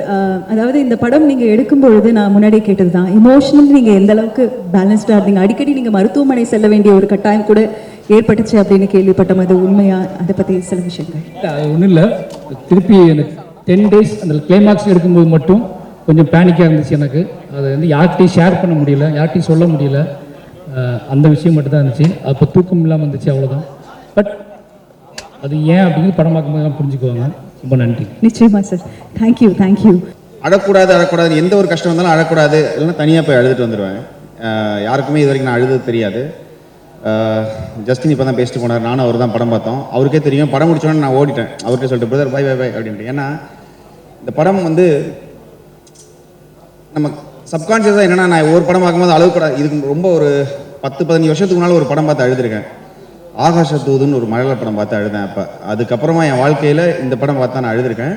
அது அழுகும் போது அழக்கூடாது நம்ம சப்கான்ஷியஸாக நினைப்போம். எப்படின்னா இதில் நடிச்சிருக்கவர் மாதிரி இவர் இப்போ வந்து பெரிய டைரக்டராக இருக்காரு, சக்ஸஸ்ஃபுல்லாக இருக்கிறாரு அப்படின்னு நினச்சிட்டு சரி அதனால் நம்ம சந்தோஷப்படுத்திக்கிட்டாலும் அதை மீறி பல இடங்களில் வந்து நமக்கு ஒரு அழுகை வந்துருச்சு. அது அழுகைங்கிறத தாண்டி இப்போ நம்ம இதே தமிழ்நாட்டில் தான் இருக்கிறோம்.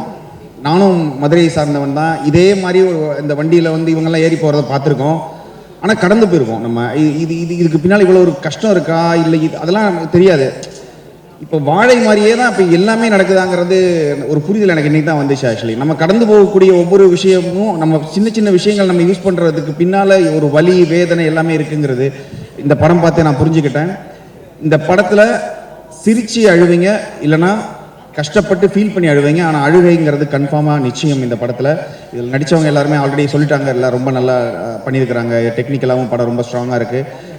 பாரதிராஜா சார் சொல்லியிருந்தார் அந்த ஏவியில், இந்த படம் வந்து வணிக ரீதியாக எப்படி இருக்குன்னு தெரியல, ஆனால் வந்து இதுக்கு நிறைய அவார்டு கிடைக்கும்னு சொல்லி. ஆனால் உண்மையாகவே இது வணிக ரீதியாகவும் மிகப்பெரிய ஒரு வெற்றிப்படும். ஏன்னா மிஷ்கின் சார் சொன்ன மாதிரி ஹெலிகாப்டரோ இல்லை வந்து அந்த மாதிரியெல்லாம் எதுவுமே இல்லை. ஆனால் அது கொடுக்கக்கூடிய தாக்கத்தை வந்து இந்த படம் கன்ஃபார்மாக கொடுத்துருச்சு. ஒரு பொறாமை இருக்குது. இங்கே மிகப்பெரிய டைரக்டர்ஸ் எல்லாமே இருக்காங்க. ரஞ்சித் சார்லேருந்து வெற்றிமாறன் சார்லேருந்து மாரி செல்வராஜ் எல்லாருமே. நம்ம நிறைய படம் பண்ணுறோம், எக்கச்சக்க லாங்குவேஜில் பண்ணுறோம். பட் ஒரு உண்மையாக இது ஏதோ ஒரு மேடைக்காக சொல்லலை, ஒரு திருப்தியான ஒரு ஒரு ஒரு ஒரு மியூசிக் பண்ணிட்டு ஒரு திருப்தியாக இருக்கும் தெரியுமா. நமக்கு ஒரு வாழ்க்கையில் ஏதோ ஒன்று பண்ணியிருக்கோம். அது இது வரைக்கும் வந்து போயிட்டே இருக்கும், தேடி போயிட்டே இருக்குமே தவிர அது கிடைக்கல. ஆனால் இந்த மாதிரி ஒரு டைரக்டர்ஸ் கூட ஒர்க் பண்ணுங்கிறது ரொம்ப ரொம்ப ஆசை. சாகிறதுக்குள்ளே இவங்க கூடலாம் ஒரு படம் ஒர்க் பண்ணிடுங்கிறது இது ஒரு ஆசை இருக்கும். ஏன்னா அந்த மாதிரியான ஒரு படம் வாழை. ஏன்னா இந்த இது கன்ஃபார்மாக எல்லாருக்கும் பிடிக்கும், எல்லா தரப்பு மக்களுக்கும் இது பிடிக்கும். இது மிகப்பெரிய வணிக ரீதியாக போகணும். ஏன்னா இதோட இப்படி ஒரு வணிக ரீதியாக இந்த மாதிரி படங்கள் வெற்றி பெற்றுச்சுன்னா இது மாதிரி படங்கள் நிறையா வரும். நிறைய பேரோட வழி தெரியும், நிறைய பேரோட வாழ்க்கை நமக்கு தெரிய வரும். ஸோ இந்த படம் கன்ஃபார்மாக ஹிட் ஆகணும். என்னுடைய வாழ்த்துக்கள் இந்த டீம் எல்லாருக்குமே. இந்த மேடை இன்றைக்கி நான் இந்த பார்த்த படத்தில் இன்றைய நாள் எனக்கு ரொம்ப சந்தோஷமான ஒரு நாளாக இருக்குது. Thank you so much. எல்லாருக்கும் வணக்கம். ரொம்ப சந்தோஷமாக இருக்குது இந்த இடத்துல மாரி சாரோட படைப்பை பற்றி பேசுகிறதுக்கு, இங்கே நான் நிற்கிறதுக்கு ரொம்ப சந்தோஷப்படுறேன். வாழைப்படம் நேற்று பார்த்தேன். எப்பவுமே நான் ஒரு விஷயத்தை ரொம்ப பிலீவ் பண்ணுவேன். நம்ம பண்ணுற ஆர்ட்டுக்கு வந்து நம்ம எப்பவுமே உண்மையாக இருந்தால் அதை நம்மளை காப்பாற்றுன்றது. ஐ திங்க் மாரி சார் வந்து அவருடைய ஒரு விஷயத்துக்கு ரொம்ப என்றைக்குமே ட்ரூத்ஃபுல்லாக இருந்திருக்காரு.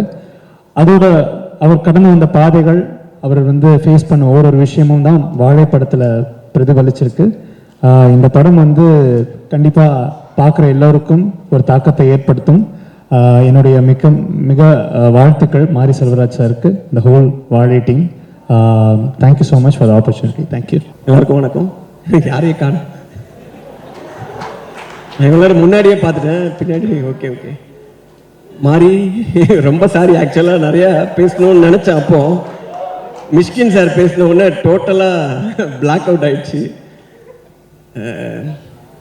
மாரி வந்து இந்த படம் ஆக்சுவலாக பார்க்கணுன்னு சொல்லி கூப்பிடும்போது எனக்கு என்ன எதுக்கே கூப்பிட்றேன் அப்படின்னு. இல்லை நீங்கள் வாங்க இந்த படத்தை பற்றி பாருங்கள், பார்த்துட்டு எப்படி இருக்குன்னு சொல்லுங்கள்.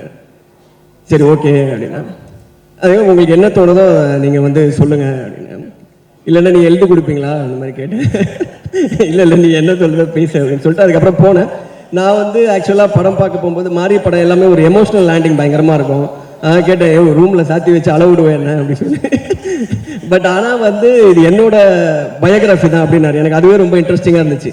பரவாயில்லையே அவரோட பயோகிராஃபி எடுத்திருக்காரு அப்படின்னு சொல்லி. சரி அப்போது ஆள் பார்த்தா நான் இப்போ படம் பார்க்கறது வேற, நேரில் பேசுகிற மாதிரி வந்து கொஞ்சம் வேற மாதிரி இருக்கும். நான் எப்போவுமே கொஞ்சம் ரொம்ப சீரியஸான ஆள் போல இருக்குன்னு நினச்சேன். ரொம்ப ஜாலியான ஆள், ஒரு மாதிரி சீரியஸாக இருக்காப்புல. ஸோ வந்து சரி ஓகே இவரோட இதுன்னா அது சின்ன பசங்கன்னா பார்த்தாலே தெரியுது ஏதோ கிரைம் தான் லைட்டாக வாய்ப்பு இருக்குன்னு சொல்லி அங்கே போய் படம் பார்த்தா படத்தில் வந்து அப்படியே பொறுமையாக ஆரம்பிச்சு அந்த ஃபஸ்ட்டு வந்து இந்த டீச்சர் கர்ச்சீப் எடுத்தாப்புல. ஆக்சுவலாக பார்க்கும்போது அந்த வாழை மரம் எல்லாம் தூக்கிட்டு போகிறது, அந்த வாழைக்கோலெல்லாம் தூக்கிட்டு போகும்போது ரொம்ப கஷ்டம் அந்த மாதிரி இருக்கும்னு நினச்சேன். ஒரு பெர்ஸ்பெக்டிவ்ல பார்த்தா ரொம்ப கஷ்டப்பட்டிருக்காப்புல போல அப்படின்னு நினச்சிக்கிட்டே இருக்கும்போதே அந்த டீச்சரையும் அந்த பையனையும் பார்க்கும்போது டேய் ஜாலியாக இருந்திருக்க அந்த மாதிரி எனக்கு வந்து டோட்டலாக நான் அந்த கதைக்குள்ளே போயிட்டேன். அது பார்த்தா எல்லாமே அதுக்கப்புறம் எனக்கு அந்த லைஃப்பில் ஆக்சுவலாக அதை பார்க்கும்போது வந்து ஒரு சைடு அதில் இருக்க கஷ்டங்கள் எல்லாமே அந்த எமோஷன் எல்லாமே புரியுது. பட் அதர் சைடு வந்து ரொம்ப சந்தோஷமாக இருந்திருக்கு. அவருக்கும் அந்த சின்ன பையன் அந்த 2 ஃப்ரெண்ட்ஸு பேசிக்கிறது, அவங்க ஸ்கூலுக்கு போகிறது, இங்கே அந்த நமக்கு ஸ்கூலுக்கு போனோம்னாலே இங்கே போக மாட்டோம்ல, அந்த மாதிரி ஒரு ஜோனில் நான் இருந்தேன். ஏன்னா ஃபுல்லாகவே பாய் ஸ்கூலு, ஒரே மாஸ்டர்ஸ் அப்படி தான் சார் தான் இருப்பார் எப்போவுமே. மிஸ் எல்லாம் ஃபஸ்ட்டு வந்தவுடனே அங்கேயே போயிடும், அப்படியே பாஸ் ஆகிடுவாங்க. ஸோ இவர் வந்து கரெக்டாக அந்த டீச்சருக்காக ஸ்கூலுக்கு போகிறதெல்லாம் பார்க்கும்போது நமக்கு வந்து ஓகே ஏதோ நல்லபடியாக இருந்திருக்காரு அப்படின்னா. இப்போது மிடில் ஸ்கூல் முடிச்சிருப்பாருன்னு நினைக்கிறேன். இன்னும் ஹை ஸ்கூல் இருக்குது, ஹையர் செகண்டரி இருக்குது, காலேஜ், நிறைய டீச்சர்லாம் இருந்திருப்பாங்க. எதுவுமே சாதாரணமாக கடந்து போன மாதிரி தெரியல. பட் இதை இவ்வளோ சந்தோஷமாக அது இந்த மாதிரி நிறைய அந்த ஃபன் மூமெண்ட்ஸோட இந்த படத்தை வச்சிருக்கிறது வந்து அந்த படத்தில் என்ன சொல்கிறது, ஒரு ஜென்ரல் ஆடியன்ஸ்க்கு ஒரு என்டர்டெயின்மெண்ட் சென்ட்ரிக்காக இந்த படம் இருக்குமா இல்லை ஃபுல்லாகவே வந்து ஒரு பதிவாக மட்டுமே இருக்குமா அப்படின்னு பார்க்கும்போது இந்த மாதிரி விஷயங்கள் வந்து அது இன்னும் கொஞ்சம் கமர்ஷியல் ஆடியன்ஸ்க்கு மேபி நம்மள மாதிரி கொஞ்சம் ஃபன் எதிர்பார்க்குறாங்களே அவங்களுக்கு வந்து நிறையவே ஃபன் இருக்குது அது உள்ள. ஆனால் இது எல்லாமே நீங்கள் தான் பண்ணீங்களா? கொஞ்சம் அப்போ என்ன ஒரு 10 வயசு இருக்குமா? பையன் வயசா? அதான் பையன் டீச்சரே பார்க்குறான் திருப்பி. ஸோ இந்த மாதிரி இன்னும் நிறைய ஃபன் சைடும் இருக்கு. பட் அந்த படம் முடியும் போது தான் வந்து அதில் இவ்வளோ ஏன்னா அவர் என்ன மாதிரி விஷயம்லாம் எனக்கு தெரியாது. ஃபர்ஸ்ட் இது ஆல்ரெடி புக்கில் எழுதியிருக்காருனாங்க, நம்ம எங்கே புக்கு படிச்சது, நம்ம படித்த புக்கே டோட்டலாக வேற. ஸோ அதில் எனக்கு தெரியாமல் பார்த்தா கடைசியில் அந்த அப்படி ஒரு எமோஷனல் லேண்டிங் அந்த படத்துக்கு இருக்காது. முடிச்சோன்னா அதோட ரியல் ஃபோட்டோ பிக்சர் ஒன்று போட்டார். அப்போ தான் நமக்கு வந்து அந்த கொஞ்சம் ஹார்ட் வந்து இன்னும் ஹெவி ஆயிடுச்சு. ஏன்னா அது ரியலாக நடந்த சம்பவம், அதில் ஒரு ஆள் தான் இவர் அப்படின்றது எல்லாமே அதுக்கப்புறம் பின்னாடி தான் தெரிய வந்துச்சு. பட் அந்த சோகத்தோடய வெளியில் வரும்போது திருப்பி நான் டீச்சருக்கே போயிட்டேன். அதனால் எனக்கு ஹாப்பியாகவே கட்டி பிடிச்சி நல்லா இருந்தது. ஸோ நம்ம வந்து இதில் போத் அந்த எமோஷனல் சைடும் இருக்கும், அதோட ஃபன் சைடும் இருக்கும். ஒரு நல்ல அந்த ஒரு ரொம்ப ரூட்டடாக அது அந்த காஸ்டிங்கெல்லாம் மாறாமல், ஏன்னா அந்த லாரியிலலாம் வந்து கும்பலாக நிறைய பேர் உட்கார வச்சிருக்காரு. எத்தனை பேர் உட்காருவாங்கன்னு தெரியாது. அது வேற ரொம்ப ரியலாக இருக்கணும்னு பள்ளத்தில் இறக்கி லாரியை கவுத்துருவாரோன்னு எனக்கு ஒரு பயமாக ஒன்று வேற இருந்துச்சு. அப்புறம் தான் யாருமே உட்கார மாட்டாங்க. இப்போ இந்த மாதிரி நம்ம ஜூனியர் ஆர்டிஸ்ட்லாம் கூப்பிட்டு உட்கார சொன்னால் அவங்க லாரியிலேருந்து அங்கேருந்து சாரி சொல்லிட்டு அந்த பக்கமாக கிளம்பிடுவாங்க. அது ரொம்ப நேச்சுரலாக இருக்கும். லாரி இப்படி போகுது அப்படி போகுது. அப்புறம் பார்த்தா ஃபுல்லாக சொந்தக்காரங்களே நிறைய பேரை வச்சு லாரியிலேயே கட்டி போட்டுருக்காரு நினைக்கிறேன் மேலே. இல்லைன்னா அதுக்கப்புறம் சொன்னார் நானும் உள்ளே தான் உட்காந்துருந்தேன், அதனால் உங்களோட சொந்தக்காரங்க எல்லாம் தெளிவாக இருந்திருக்காங்க. ஸோ இந்த மாதிரி நிறைய விஷயம் இருக்குது. இன்னும் மாறி வந்து அவரோட இப்போ அந்த லைஃப், அவரோட பேக்ட்ராப் இதெல்லாம் பார்க்கும்போது நல்லா இன்ட்ரெஸ்டிங்காக இருக்குது. அதோட ஃபன் சைடு இன்னும் நல்லா நீங்கள் எக்ஸ்ப்ளோர் பண்ணிங்கன்னா இன்னும் வந்து நல்லா இருக்கும்னு நினைக்கிறேன். சேம் இதே மாதிரி நிறைய படம் எடுங்க மாதிரி நிறைய கதை இருக்கும், தெரியுது, பார்த்தது தெரியுது. ரொம்ப தேங்க்யூ, தேங்க்ஸ். கூப்பிட்டதுக்கு ரொம்ப சந்தோஷம். படத்தில் நடித்தவங்க எல்லாருமே ரொம்ப நல்லா நடிச்சிருந்தாங்க. இதை நான் சொல்ல வேணாம், இதெல்லாம் நிறைய எல்லாருமே சொல்லிட்டாங்க. எல்லா காலியான சேருமே அதெல்லாம் தாண்டி தான் இப்போ நான் ஒரு சேரை காலி பண்ண போகிறேன். ஸோ கூப்பிட்டதுக்கு ரொம்ப தேங்க்ஸ், நன்றி. ஒரே ஒரு கேள்வி மட்டும் உங்ககிட்ட. இப்போ மாரி சார் வந்து கிட்டத்தட்ட பார்த்துக்கிட்டிங்கன்னா ஒரு ஸ்டார்ட் கொடுத்துருக்காங்க, டிரெக்டர்ஸோட பயோகிராஃபி, அவங்களோட ஒரு குறிப்பிட்ட பருவம் வந்து அவர் எடுத்திருக்காங்க. நெல்சன் அவர்களுடைய ஒரு பயோகிராஃபி நம்ம எடுக்கணும்னா எந்த ஒரு போர்ஷன் ரொம்ப இன்ட்ரெஸ்டிங்காக இருக்கும், அதை பற்றி சொல்லுங்க. எடுக்க முடியாத பருவமாக இருக்கு ஃபுல்லாக. எந்த பருவத்தையும் எடுக்க முடியாது. யாராவது எடுத்தா வேணா அது கொஞ்சம் நம்ம தான் அந்த கர்ச்சிப். ஆனால் எனக்கும் அந்த கர்ச்சிப் எடுக்கணும்னு தோணி இருக்கு. ஒரு நாள் கூட தைரியம் வந்ததில்லை. அப்படியே பார்த்துனே இருப்பேன். நம்ம ஏன்னா பார்த்தாலே நம்மளை அந்த கிளாஸ்ல யார் இதை எடுத்திருப்பானாலே, யாரும் எடுத்திருந்தா கூட நம்மள தான் பிடிப்பாங்க. அந்த மாதிரி இருக்கனால அந்த சைடே போறதில்லை. ஆனாலும் ரொம்ப தைரியம்ப்பா, அதை வச்சு புக்கில் வச்சு அவங்க கிட்டேயே மாட்டி. அந்த டீச்சரும் ரொம்ப நல்லவங்க. ஆக்சுவலாக நம்ம டீச்சர்லாம் வெளுத்துருவாங்க அங்கேயே. பரவாயில்ல, அந்த டீச்சரும் உனக்கு ஏற்ற மாதிரி அந்த இதெல்லாம் கர்ச்சிப்லாம் கொடுத்து ரொம்ப சந்தோஷமா இருந்துச்சு. தேங்க்யூ. நம்மளுக்கு எடுக்கவே முடியாது, எடுக்க முடியாதுங்க. தேங்க்யூ. தேங்க்யூ. வந்திருக்க அனைவருக்கும் வணக்கம். ரொம்ப சந்தோஷமாக இருக்குது. நேற்று இந்த படம் பார்த்தேன். நான் பார்த்தேன்றத விட பார்ப்பதற்கான ஒரு நல்ல வாய்ப்பு கொடுத்தாரு மாரியண்ணே. ரொம்ப நன்றிங்கண்ணே. இந்த படம் பார்த்துட்டு வெளியில் வரப்போ எல்லாத்துக்கும் என்ன ஒரு கணம் இருந்துச்சோ அதே கணம் தான் எனக்கு இருந்துச்சு. வெளியில் வந்த உடனே மாரியண்ணனை இறுக்கி கட்டிப்பிடிச்சேன், அத்தனை முத்தங்கள் கொடுத்தேன். அவர் முகத்தவே நினச்சிட்டு நினைக்கிறேன் நான் முத்தம் கொடுத்து. நான் இருக்க கட்டி பிடிச்சது எந்த அளவுக்கு கட்டி பிடிச்சி எனக்கு தெரியலை. கண்டிப்பாக என்னோட கை தடம் அவர் மேலே பதிஞ்சிருக்குன்னு நினைக்கிறேன். அந்த அளவுக்கு எனக்கு இந்த படம் பிடிச்சிருந்துச்சு. படம் பிடிச்சது அப்படின்றத விட மிஸ்கின் சொன்ன மாதிரி பாடம் தான். என் வாழ்க்கையிலையும் அது எல்லாத்தையுமே நான் பார்த்துருக்காது. கண்டிப்பாக எல்லார் வாழ்க்கையும் அது பார்த்ததுனால தான் ஒரு விஷயத்தை படம் பண்ண முடியும். சும்மா ஒருத்தர் மட்டும் ஒரு வாழ்க்கைக்குள்ளே இருந்துற மட்டும் அது படமாக கொண்டு வந்துட முடியாது. எல்லார் வாழ்க்கைக்குள்ளே இது இருக்குது. நான் அதை பார்த்துருக்கேன். எல்லாரும் சொன்னாங்க இது முதல் படம் அப்படின்னு அண்ணனுக்கு, அவர் பண்ண வேண்டிய முதல் படம் அப்படின்னு. இது 4வது படம் அவர் பண்ணியிருக்கிற அந்த படத்துக்கான பெருமையாக இருக்குன்னு நான் நினைக்கிறேன். இது முதல் படமாக பண்ணியிருந்தாருன்னா மாரி செல்வராஜன் நம்மளோட வாழை அப்படின்னு போயிருக்கும், எல்லாரும் பார்த்துருப்பாங்க, இல்லைன்னு சொல்ல நல்ல விதமாக எழுதியிருப்பாங்க.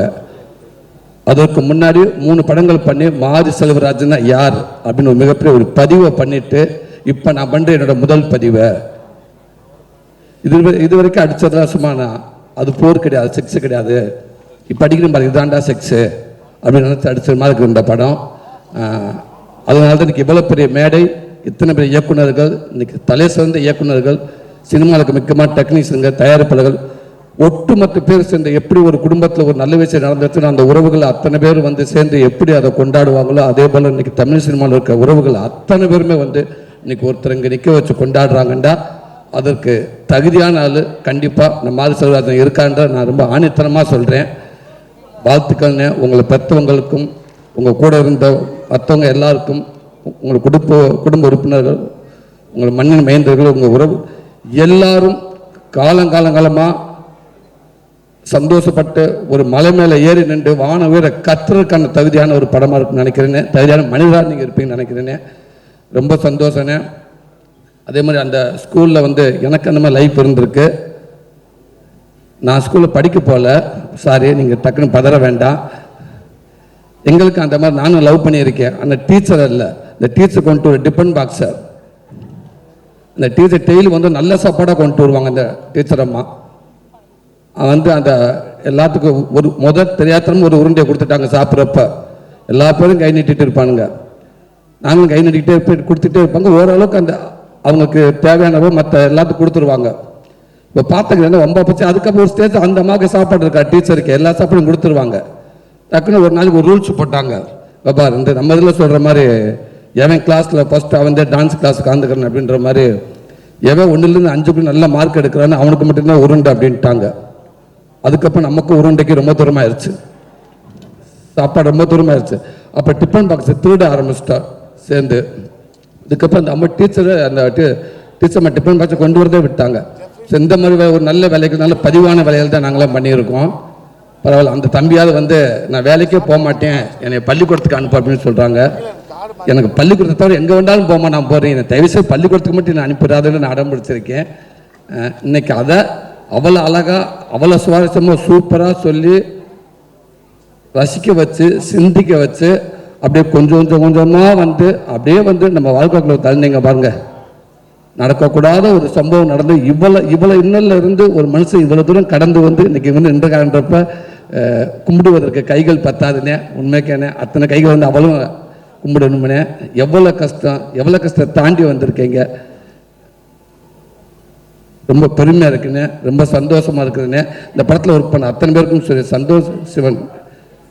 சந்தோஷ் நாராயணனே வாழ்த்துக்கண்ணே, ரொம்ப சிறப்பாக பண்ணியிருந்தீங்கண்ணே. நிறைய இடத்துல ரொம்ப பிரமாதமாக பண்ணியிருந்தீங்கண்ணே. அதே இடத்துல தேனி ஈஸ்வரண்ணே, நான் வெண்ணிலா கபடிக்குள்ளே பண்ணுறப்போ முதல் கேமராமேன் நான் சினிமாவில் நான் அவரை பார்த்தது அவ்வளோ அற்புதமாக இருந்துச்சுண்ணே. சொல்லிக்கிட்டே போனேன், அவ்வளோ ஷார்ட்னேன், அவ்வளோ ஷார்ட் இருக்கு. இந்த படத்தை ஆரம்பித்த எண்டு வரைக்கும் நான் சொல்லிகிட்டே போயிருவேன். ஏன்னா இந்த மாதிரி படங்களும் நான் சொல்ல முடியும், கௌதம் வாஸ்தவன் சார் மாதிரி படங்கள் என்னால் சொல்ல முடியாது.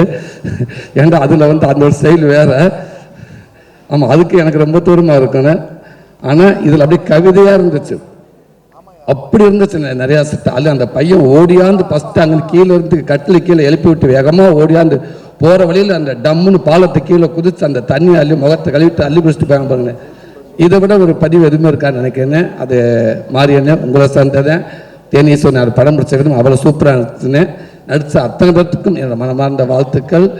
தம்பிகளாக தமிழ் சினிமாவுக்கு அற்புதமான ஒரு நடிகரை கொடுத்துட்டார் அண்ணன். அந்த செல்ல குட்டிகளுக்கு கட்டி பெத்தார்களுக்கு தங்க பெத்தார்களுக்கு மனமார்ந்த வாழ்த்துக்கள். எல்லாத்துக்கும் நன்றி. ரொம்ப நன்றிண்ணே. 23 யோசிச்சு பார்க்கவே முடியாத விஷயம்தான். ஏன்னா அண்ணனோட கொட்டுக்காளி ரிலீஸ் ஆகுது, நானும் கொட்டுக்காளி பார்த்துட்டு அவரும் வாழை பார்த்தோம், ரெண்டும் ஒரே நாள் பார்த்தோம். அண்ணன் வந்து வாழை பார்த்துட்டு போனார், அதுக்கப்புறம் நான் கொட்டுக்காளி உட்காந்து பார்த்தேன். அதே ஸ்க்ரீனில் அதே தேட்டரில் அதே சீட்டில் உட்காந்து நான் பார்த்தேன். அவர் பார்த்துட்டு வாழை பார்த்துட்டு கட்டி பிடிச்சிட்டு போகிறாரு. அவர் போனதுக்கப்புறம் நான் கதவை பூட்டிட்டு கொட்டுக்காளி பார்த்தேன். ரொம்ப என்ன சொல்கிறது, ரொம்ப பெருமையாக இருக்குது, சந்தோஷமாக இருக்குது. கொட்டுக்காளியை மறந்துட்டு அவரை இன்னைக்கு கட்டி பிடிச்சதும், நான் வாழையை மறந்துட்டு அவரை கட்டி பிடிச்சதும் ரொம்ப ஒரு முக்கியமான மேடையாக நான் பார்க்குறேன், முக்கியமான விஷயமாக பார்க்குறேன். ஏன்னா அவருக்கு அவ்வளோ ப்ரொமோஷன் வேலைகள் இருக்குது. கிட்டத்தட்ட வந்து ஒரு மணி நேரமாக உட்காந்துட்டு இருந்தார். எனக்கு ரொம்ப சந்தோஷமாக இருக்குது. இப்போ சிவகார்த்திகேயன் அவருமே வந்து வாழை வந்து கூப்பிட்டோன்னே அதே தேட்டில் தான் ரிலீஸ் ஆகுது 2 படமுமே. அவர் எனக்கு ப்ரொமோட் பண்ணி கொடுத்துருக்காரு, எனக்கு பேசி கொடுத்துருக்காரு. வினோத் அவன் வந்து எங்கே சுற்றிட்டு இருக்கான்னு தெரில, வரல. ரொம்ப நிச்சயமாகவே எனக்கு ரொம்ப சந்தோஷமாக இருக்குது. 2 படமும் ஒன்றா வருது அப்படிங்கிறதுல வந்து 2 படம் ஒன்றா டேட்டு போடும்போது அடிக்கடி பேசிகிட்டு இருக்க ஆட்கள் தான். நாங்கள் அடிக்கடி பேசிகிட்டு இருக்க ஆட்கள் போது வாழை ரிலீஸ் ஆகுது, போட்டுகள் ரிலீஸ் 2 படமும் ஒன்றா ரிலீஸ் ஆக வேண்டிய படம் அப்படிங்கிற மாதிரி தோண ஆரம்பிச்சிருச்சு. ஒரு கடத்துக்கு மேலே 2 ஒன்றா வந்தால் இன்னும் பெட்டராக இருக்கும்னு தோண ஆரம்பிச்சிருச்சு. அப்படி தான் வாழையும் கொட்டுக்காளியும் வருது. நிச்சயமாக வாழையை எழுதக்கூடிய கைகள் எல்லாமே கொட்டுக்காளியும் எழுதுனா ரொம்ப சந்தோஷமாக இருக்கும். கொட்டுக்காளியும் எழுத கைகள் எல்லாம் வாழையும் எழுதுனா சந்தோஷமாக இருக்கும். ஏன்னா 2 பேருமே சாதாரண மண்ணிலிருந்து புடுங்கி எடுத்துட்டு வந்த கதைகள். ரொம்ப அடிப்பட்டு மண்ணிலிருந்து வினோத்துங்கிறவன் இன்னும் வினோத்ராஜ் அப்படிங்கிறவன் இன்னும் என்னை மாதிரியே அவன் இன்னும் பிடிங்கி எடுத்துட்டு இன்னும் சொல்லப்படாத கதைகள் நிறைய வச்சிருக்கான். வினோத் அங்கேருந்து பிடிங்கி எடுத்துட்டு தான் கொட்டுக்காளி கொண்டு வந்திருக்கான். யோசிச்சு பார்க்கும்போது இது கோயின்சிடென்ட் மாதிரி தான் நடக்குது. ஆனால் 2 பேருமே நிச்சயமாக சொல்கிறாள் அண்ணனோட நடிப்பு. நெல்சன் சொன்னாப்புல, நெல்சன் கொட்டுக்காளியும் பார்த்தாப்புல. இப்போ வாழையை பற்றி நெல்சன் இப்படி பேசினார்ல, கொட்டுக்காளியை பற்றி நெல்சன் பேசினா எப்படி யோசிச்சு பாருங்க. நெல்சன் சொன்னாப்புல என்கிட்ட, தலைவா படம் பார்த்தீங்கன்னா கொட்டுக்காளின்னு கேட்டாப்புல. நான் வந்து இல்லை இனிமே தான் பார்க்கணும் அப்படின்னு. இந்த ஆட்டோக்குள்ள சீன் நடிச்சிருக்காப்புல சூரி அப்படின்னாப்புல. நான் என்னாச்சு அப்படின்னா நலுக்குன்னு மிதிக்கிறாப்புல. அப்போ தான் கூப்பிட்டு கேட்டேன், இது வந்து ஆர்டிஸ்டாக இருக்காதோ ஆட்டோக்குள்ள உட்காந்துக்க ஃபுல்லாக. அதே மாதிரி டைரக்டர் வினோத்தில் கூப்பிட்டு கேட்டேன், ஆர்டிஸ்டான்னு கேட்டால் இல்லை அது எங்கள் ஊர் சொந்தக்காரங்க அப்படின்னாரு. சொந்தக்காரங்களை கூட்டி வந்து மிதிக்கிறதா வேலையாக 2 பேத்துக்கும் அப்படின்னு கேட்டார். ஏன்னா வாழையிலையும் அதே தான், எல்லா கஷ்டத்தையும் எங்கள் சொந்தக்காரங்க தான் அனுபவிச்சாங்க. அது ஏன்னு அவருக்கு தெரியும். அவ்வளோ மிதிக்க முடியாது அடுத்தவங்களை. இதுனா நம்ம சொந்தக்காரங்களாம் நல்லா மிதிச்சிடலான்னு சொல்லிட்டு அண்ணன் மிதிக்கவே தெரியும். ரொம்ப அற்புதமான நடிப்பு. நான் கொட்டுக்காளி பார்த்து யார்ட்டையுமே பேசுகிறேன். நான் கொட்டுக்காளி நேற்று முடியும் போது 3 மணி நான் படம் பார்க்கும்போது நான் ஸ்டேஜில் பேசிக்கலான்னு விட்டேன். ரொம்ப ஒரு பெருமைப்படக்கூடிய ஒரு படைப்பாக அந்த படம் இருக்கும். நிச்சயமாக அந்த 2 படமும் ஒன்றா எனக்கு ரொம்ப சந்தோஷம். நிச்சயமாக அந்த 2 படமுமே தமிழ் சினிமாவுக்கு முக்கியமான படங்களாக இருக்கும். ரொம்ப நன்றிண்ணே. தேங்க்யூ. அண்ணே, அப்புறம் ரஞ்சித் அண்ணே, உங்களுக்கும் தங்களான் டீம் எல்லாருக்கும் மனமார்ந்த வாழ்த்துக்கிறேன். ரொம்ப சந்தோஷமாக இருக்குண்ணே. காரில் உட்காந்து போகிறப்ப 1000 போஸ்ட்டுகள் பார்த்தாலும் இந்த மாதிரி போஸ்ட்டை பார்க்குறப்ப நாங்களும் உலகசன்மாக்கிட்ட இருப்போம்டா, எங்களாலையும் படம் பண்ண முடியும்டா அப்படின்ற உங்கள் போஸ்ட்டு காட்டிக்கிட்டே இருக்குண்ணே. உங்களுக்கும் விக்ரம் அண்ணனுக்கும் டீம் எல்லாருக்கும் வாழ்த்துக்கள்ங்கண்ணே. நன்றிங்கண்ணே. எல்லாருக்கும் வணக்கம். நம்ம எல்லாருமே வந்து கம்மிங் ஆஃப் ஏஜ் ஃபில்ம் எல்லாருக்குமே இருக்கும். கம்மிங் ஆஃப் ஏஜ் ஃபில்ம் பண்ணும்போது எப்போதுமே வந்து நம்ம பர்சனல் லைஃப் எக்ஸ்பீரியன்ஸஸ்லேருந்து ஏதோ ஒன்று பண்ணுவோம். ஆனால் இந்த வாழை வந்து ஐ திங்க் தமிழில் முதல் ஆட்டோபயோகிராஃபிக்கல் ஃபில்ம் அப்படின்னு நினைக்கிறேன். இப்படி ஒரு ஆட்டோபயோகிராஃபிக்கல் ஃபில்ம்னு கிளைம் பண்ணி பண்ணுறது வந்து இதுதான் ஃபர்ஸ்ட் டைம் நினைக்கிறேன் நான். ஏன்னா அப்படி ஒரு படம் பண்ணுறது வந்து ஒரு முக்கியமான அடுத்த கட்டமான ஒரு சமூகத்தில் வர்ற சினிமாக்களில் அடுத்த கட்டமான ஒரு நகர்வாக நான் பார்க்குறேன். பிகாஸ் ஒரு ஃபில்ம் மேக்கர் தன்னை வந்து ஒரு பொதுவில் வந்து ஓகே நான் இப்படிப்பட்டவன், நான் இங்கேருந்து வர்றேன் அப்படின்னு வைக்கிறதன் மூலமாக நாம் பார்வையாளர்களாக அந்த ஃபில்ம் மேக்கரையும் அவனுடைய வேர்ல்டை அண்டர்ஸ்டாண்ட் பண்ணிக்கிறது ஒரு பக்கம். இன்னொன்று அவன் தன்னைத்தானே வந்து ஒரு அப்ஜெக்டிவாக பார்க்கறதுக்கும் தன்னுடைய வாழ்க்கையை அதுவரை வந்த இடத்துலேருந்து இதுக்கப்புறம் என்னவா ஆக போகிறோன்றத ஒரு அப்ஜெக்டிவாக ஒரு கிரிட்டிக்கலாக அனலைஸ் பண்ணுறதுக்குமான ஒரு ஸ்பேஸாக இருக்குது. அப்படி இந்த படம் ஒரு very very very important moment இன் தமிழ் சினிமா ஹிஸ்ட்ரி. அது மட்டும் இல்லாமல் ஒரு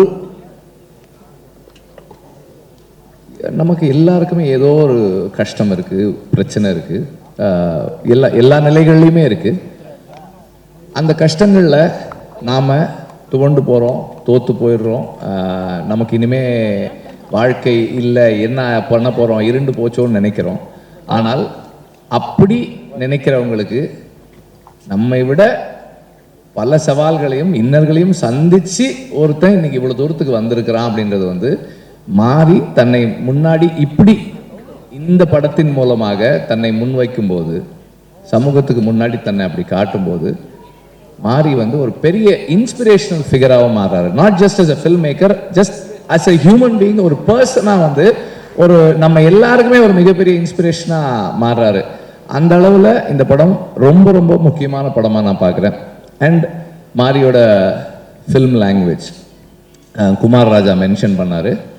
இதுவரைக்கும் பார்த்த மாரி செல்வராஜுடைய படங்களிலிருந்து இந்த படம் இன்னும் கொஞ்சம் அழுத்தமான ஒரு படமாக மாறி இருக்கு. In terms of film language அந்த ஃபில்முடைய டென்சிட்டி இன்னும் அதிகமாக இருக்குது. ஷார்ட்ஸில் அந்த கதையை நகர்த்துற விதமாக இருக்கட்டும், அண்ட் ஆர்டிஸ்டை பெர்ஃபார்ம் பண்ண வச்ச விதத்தில் இருக்கிற சட்டிலிட்டி வந்து இன்னும் இம்ப்ரூவ் ஆகிருக்கு, ரிஃபைன்ட் ஆகிருக்கு. As a film maker also he has evolved. அதுவுமே வந்து ஒரு அடுத்த கட்டத்தில் தான் இருக்குது. இந்த படம் மாரி செல்வராஜுக்கு ரொம்ப முக்கியமான படம். I am not going to say that this is is best film, because எப்போவுமே ஒரு ஃபில்ம் மேக்கரோட பெஸ்ட்டு அடுத்த படம் தான். இந்த படம் கிடையாது, அதுக்கு இது அடுத்த படம். அவருக்கு இதை விட சிறந்த ஒரு படம் அவர் பண்ண போகிறார் அடுத்த படமாக. ஸோ அதுக்காக தான் நான் எப்போதுமே வெயிட் பண்ணிக்கிட்டே இருக்கிறேன். அந்த விதத்தில் இது ஒரு மிக முக்கியமான படம். அவருக்கு இது வரைக்கும் பண்ண படங்களில் ரொம்ப முக்கியமான படம். அண்ட் அவரோட இந்த ஜேர்னியில் கூட இருந்த அந்த டீம், டெக்னிக்கல் டீம் எல்லாருக்கும் என்னுடைய வாழ்த்துக்களை தெரிவிச்சுக்கிறேன். அண்ட் நடித்தவங்களுக்கு இது எவ்வளோ ஒரு கஷ்டமான வேலையாக இருந்திருக்கும் அப்படின்றது எனக்கு தெரியும். ஏன்னா கொஞ்சம் ரியலாக எதையாவது எடுக்கணும் அப்படின்னு நம்ம ட்ரை பண்ணோம்னா அது வந்து யார் மேலே அதிகமான தாக்கத்தை ஏற்படுத்தும், நடிக்கிறவங்களுக்கு தான் அது வந்து பெருசாக தெரியுன்றது எனக்கு தெரியும். அதனால் வந்து இந்த படத்தில் நடித்த ஸோ இந்த படத்தில் நடித்தவங்க சின்ன பசங்களாக இருக்கிறதால அவங்களுக்கு இன்னும் சவால்கள் அதிகமாக இருந்திருக்கும். மாரி வந்து அவங்கள வந்து திட்ட இடத்துல திட்டி, கொஞ்சம் இடத்துல கொஞ்சம் எல்லாம் தாஜா பண்ணியிருப்பார். நிறைய திட்டிருப்பாருன்னு நினைக்கிறேன். இன்னும் அவன் அந்த கோவத்திலே தான் இருக்கான் அவன். எனிவே, ஸோ எல்லாருமே ரொம்ப நல்லா பண்ணியிருக்காங்க. ஆல் த ஆக்டர்ஸ் யாருமே வந்து நான் தனியாக, அதாவது எனக்கு யாருமே இவங்க வந்து நடிச்சிருக்காங்க, இவங்க வந்து தனியாக இருக்காங்க, இவங்க எல்லாம் அந்த ஊரை சேர்ந்தவங்க, இவங்க எல்லாம் மெட்ராஸ்லேருந்து கூப்பிட்டு போய் அந்த ஊரில் இறக்கி விட்டவங்கன்னு யாருமே தனியாக தெரியல. எல்லாருமே அந்தந்த கேரக்டர்ஸாகவே இருந்தாங்க. அந்த அளவுக்கு எல்லாருமே சிறப்பாக நடிச்சிருக்காங்க. My best wishes to the whole team. Thank you. உங்களுடைய லைஃப்ல இருக்கக்கூடிய இன்சிடென்ட்ஸ் அங்கங்கே படத்தில் ஏதாவது ஒரு காட்சியில் நிச்சயமாக நாங்கள் பார்த்துருப்போம். பட் அது உங்களது தான் அப்படின்னு கனெக்ட் ஆகாது, பிகாஸ் அதோட ஸ்க்ரீன் பிளே அண்ட் ஸ்டோரி டிஃப்ரெண்ட்டாக இருக்கலாம். மேபி வெற்றிமாறன் சாரோட ஏதாவது ஒரு போர்ஷன் பயோபிக்காக எடுக்கணும் அப்படின்னா, ஐ மீன் இந்த சென்ஸ் லைக் ஒரு ஆட்டோபயோகிராஃபியாக எடுக்கணும் அப்படின்னா வாய்ப்புகள் உண்டா? இல்லை இருக்கு, நிறைய இருந்திருக்கு இல்லையா? நான் ரொம்ப நாளைக்கு முன்னாடியே வந்து அப்படி ஒரு ட்ரை பண்ணோம். பட் அஃப்கோர்ஸ் இந்த மாதிரி இவ்வளவு உண்மையா இல்லை. I wanted to call it a semi-autobiographical film. என்னோட டீன்ஸில் வந்து ஒரு கிரிக்கெட் டோர்னமெண்ட் நடத்த ட்ரை பண்ணோம். அதை வச்சு ஒரு படம் பண்ணணும் அப்படின்னு ட்ரை பண்ணேன். But it is yet to happen. அது still on the process.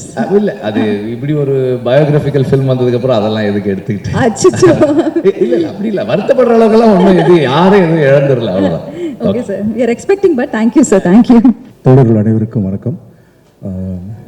நம்ம டெய்லி கன்சியூம் பண்ணுற பொருள்களுக்கு பின்னால் இருக்கிற யாரோட வாழ்க்கை, அந்த பின்னால் ரொம்ப யாரோட வாழ்க்கை இருக்குன்னு பார்த்தோம்னா உழைக்கும் மக்கள், அடித்தட்டு மக்கள், ஒடுக்கப்பட்ட மக்களோட வாழ்க்கை இருக்கும் அது பின்னால். அப்படி ஒரு மக்களோட வாழ்வியல் வந்து ஒரு பிரதியாக எடுத்துகிட்டு வர்றது வந்து ரொம்ப, அந்த பிரதியை வந்து அப்படியே காட்டுறது மூலமாக அது உள்ள பல அடுக்குகளை வந்து நமக்குள்ளே கடத்த முடியும்.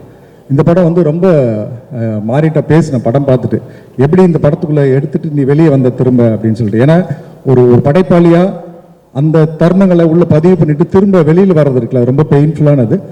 இந்த படத்தில் வந்து ரொம்ப அழகாக அந்த வாழ்வியலையும் அது உள்ளே சந்தோஷங்கள், துள்ளல், அது உள்ள உள்ள பெருந்துயரம் அப்படின்னு எல்லாத்தையுமே வந்து ரொம்ப அழகாக பிரதிபலிச்சிருக்கு. அது பல வகைகளில் நம்மளை வந்து ஒரு பெரிய அனுபவத்துக்குள்ளாக்கும். அந்த ஒட்டுமொத்த குழுவினருக்கும் வாழ்த்துக்கள்.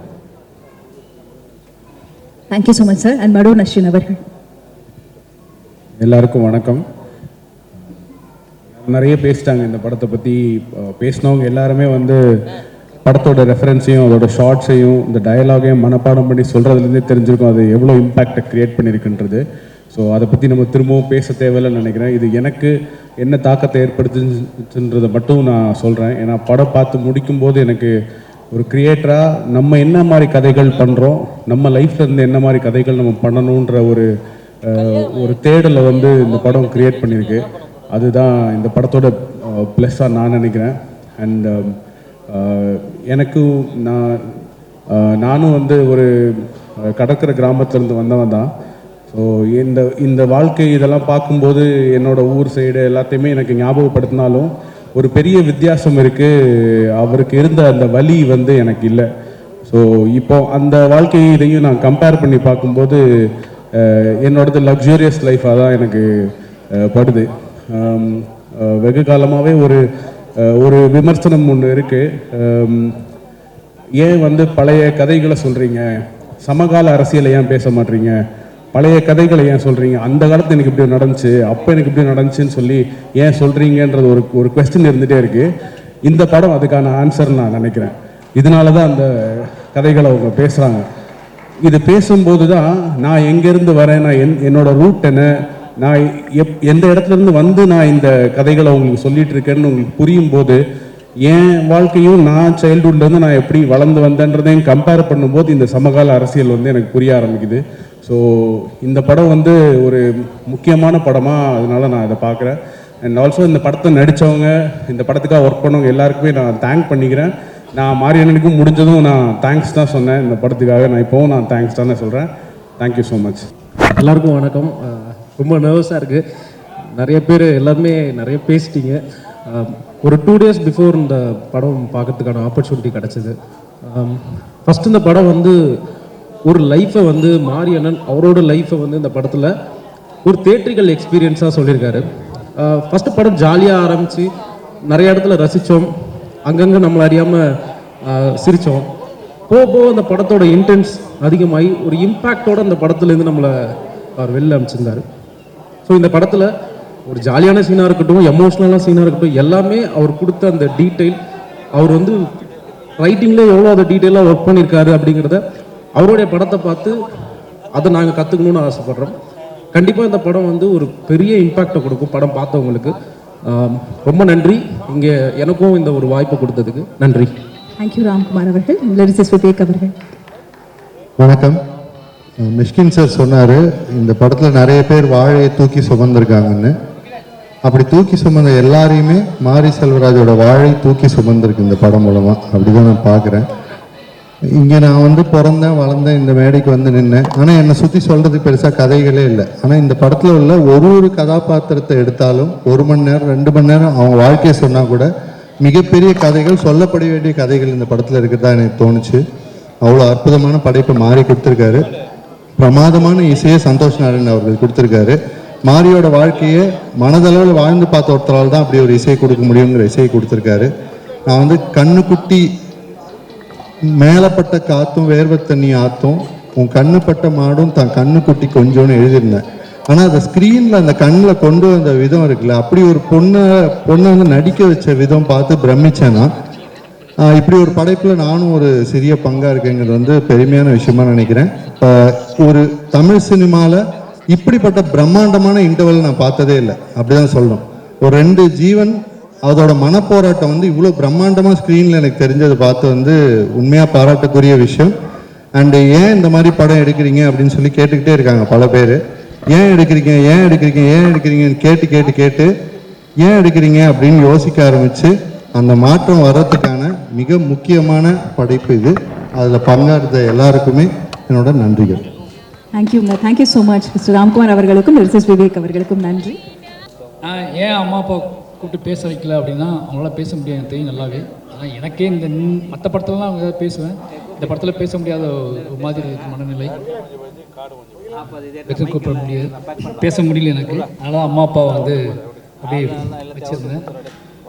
ரொம்ப நன்றி எனக்கு அம்மா அப்பாவுக்கு. ஏன்னா மெயின் காரணம் என்னென்னா, நான் இப்போ சின்ன வயசில் நான் என்ன பண்ணாலும் திட்டிகிட்டே இருப்பாங்க. இப்போ நான் என்ன பண்ணாலும் மற்றவங்க பாராட்டுறது மூலமாக அவங்க மன்னிச்சு விட்டுதாங்க. பட் அவங்களுக்கு இதில் உடன்பாடு இருக்கா இல்லையான்னு தெரில. இந்த கதைகளை நான் சொல்வதன் மூலமாக எங்கள் அம்மா அப்பாவுக்கு என் குடும்பத்துக்கு உடன்பாடு இருக்கான்னு தெரில. பட் ஊரும் உலகமும் சமூகமும் பாராட்டுறதை பார்த்துட்டு இது ஏதோ நல்லது தான், இவன் ஏதோ கரெக்டு தான் போல இருக்குது அப்படின்னு நம்பி தான் இந்த சமூகம் கொடுக்குற பாராட்டின் அடிப்படை தான் என்னை விட்டுக்கிட்டு இருக்காங்க.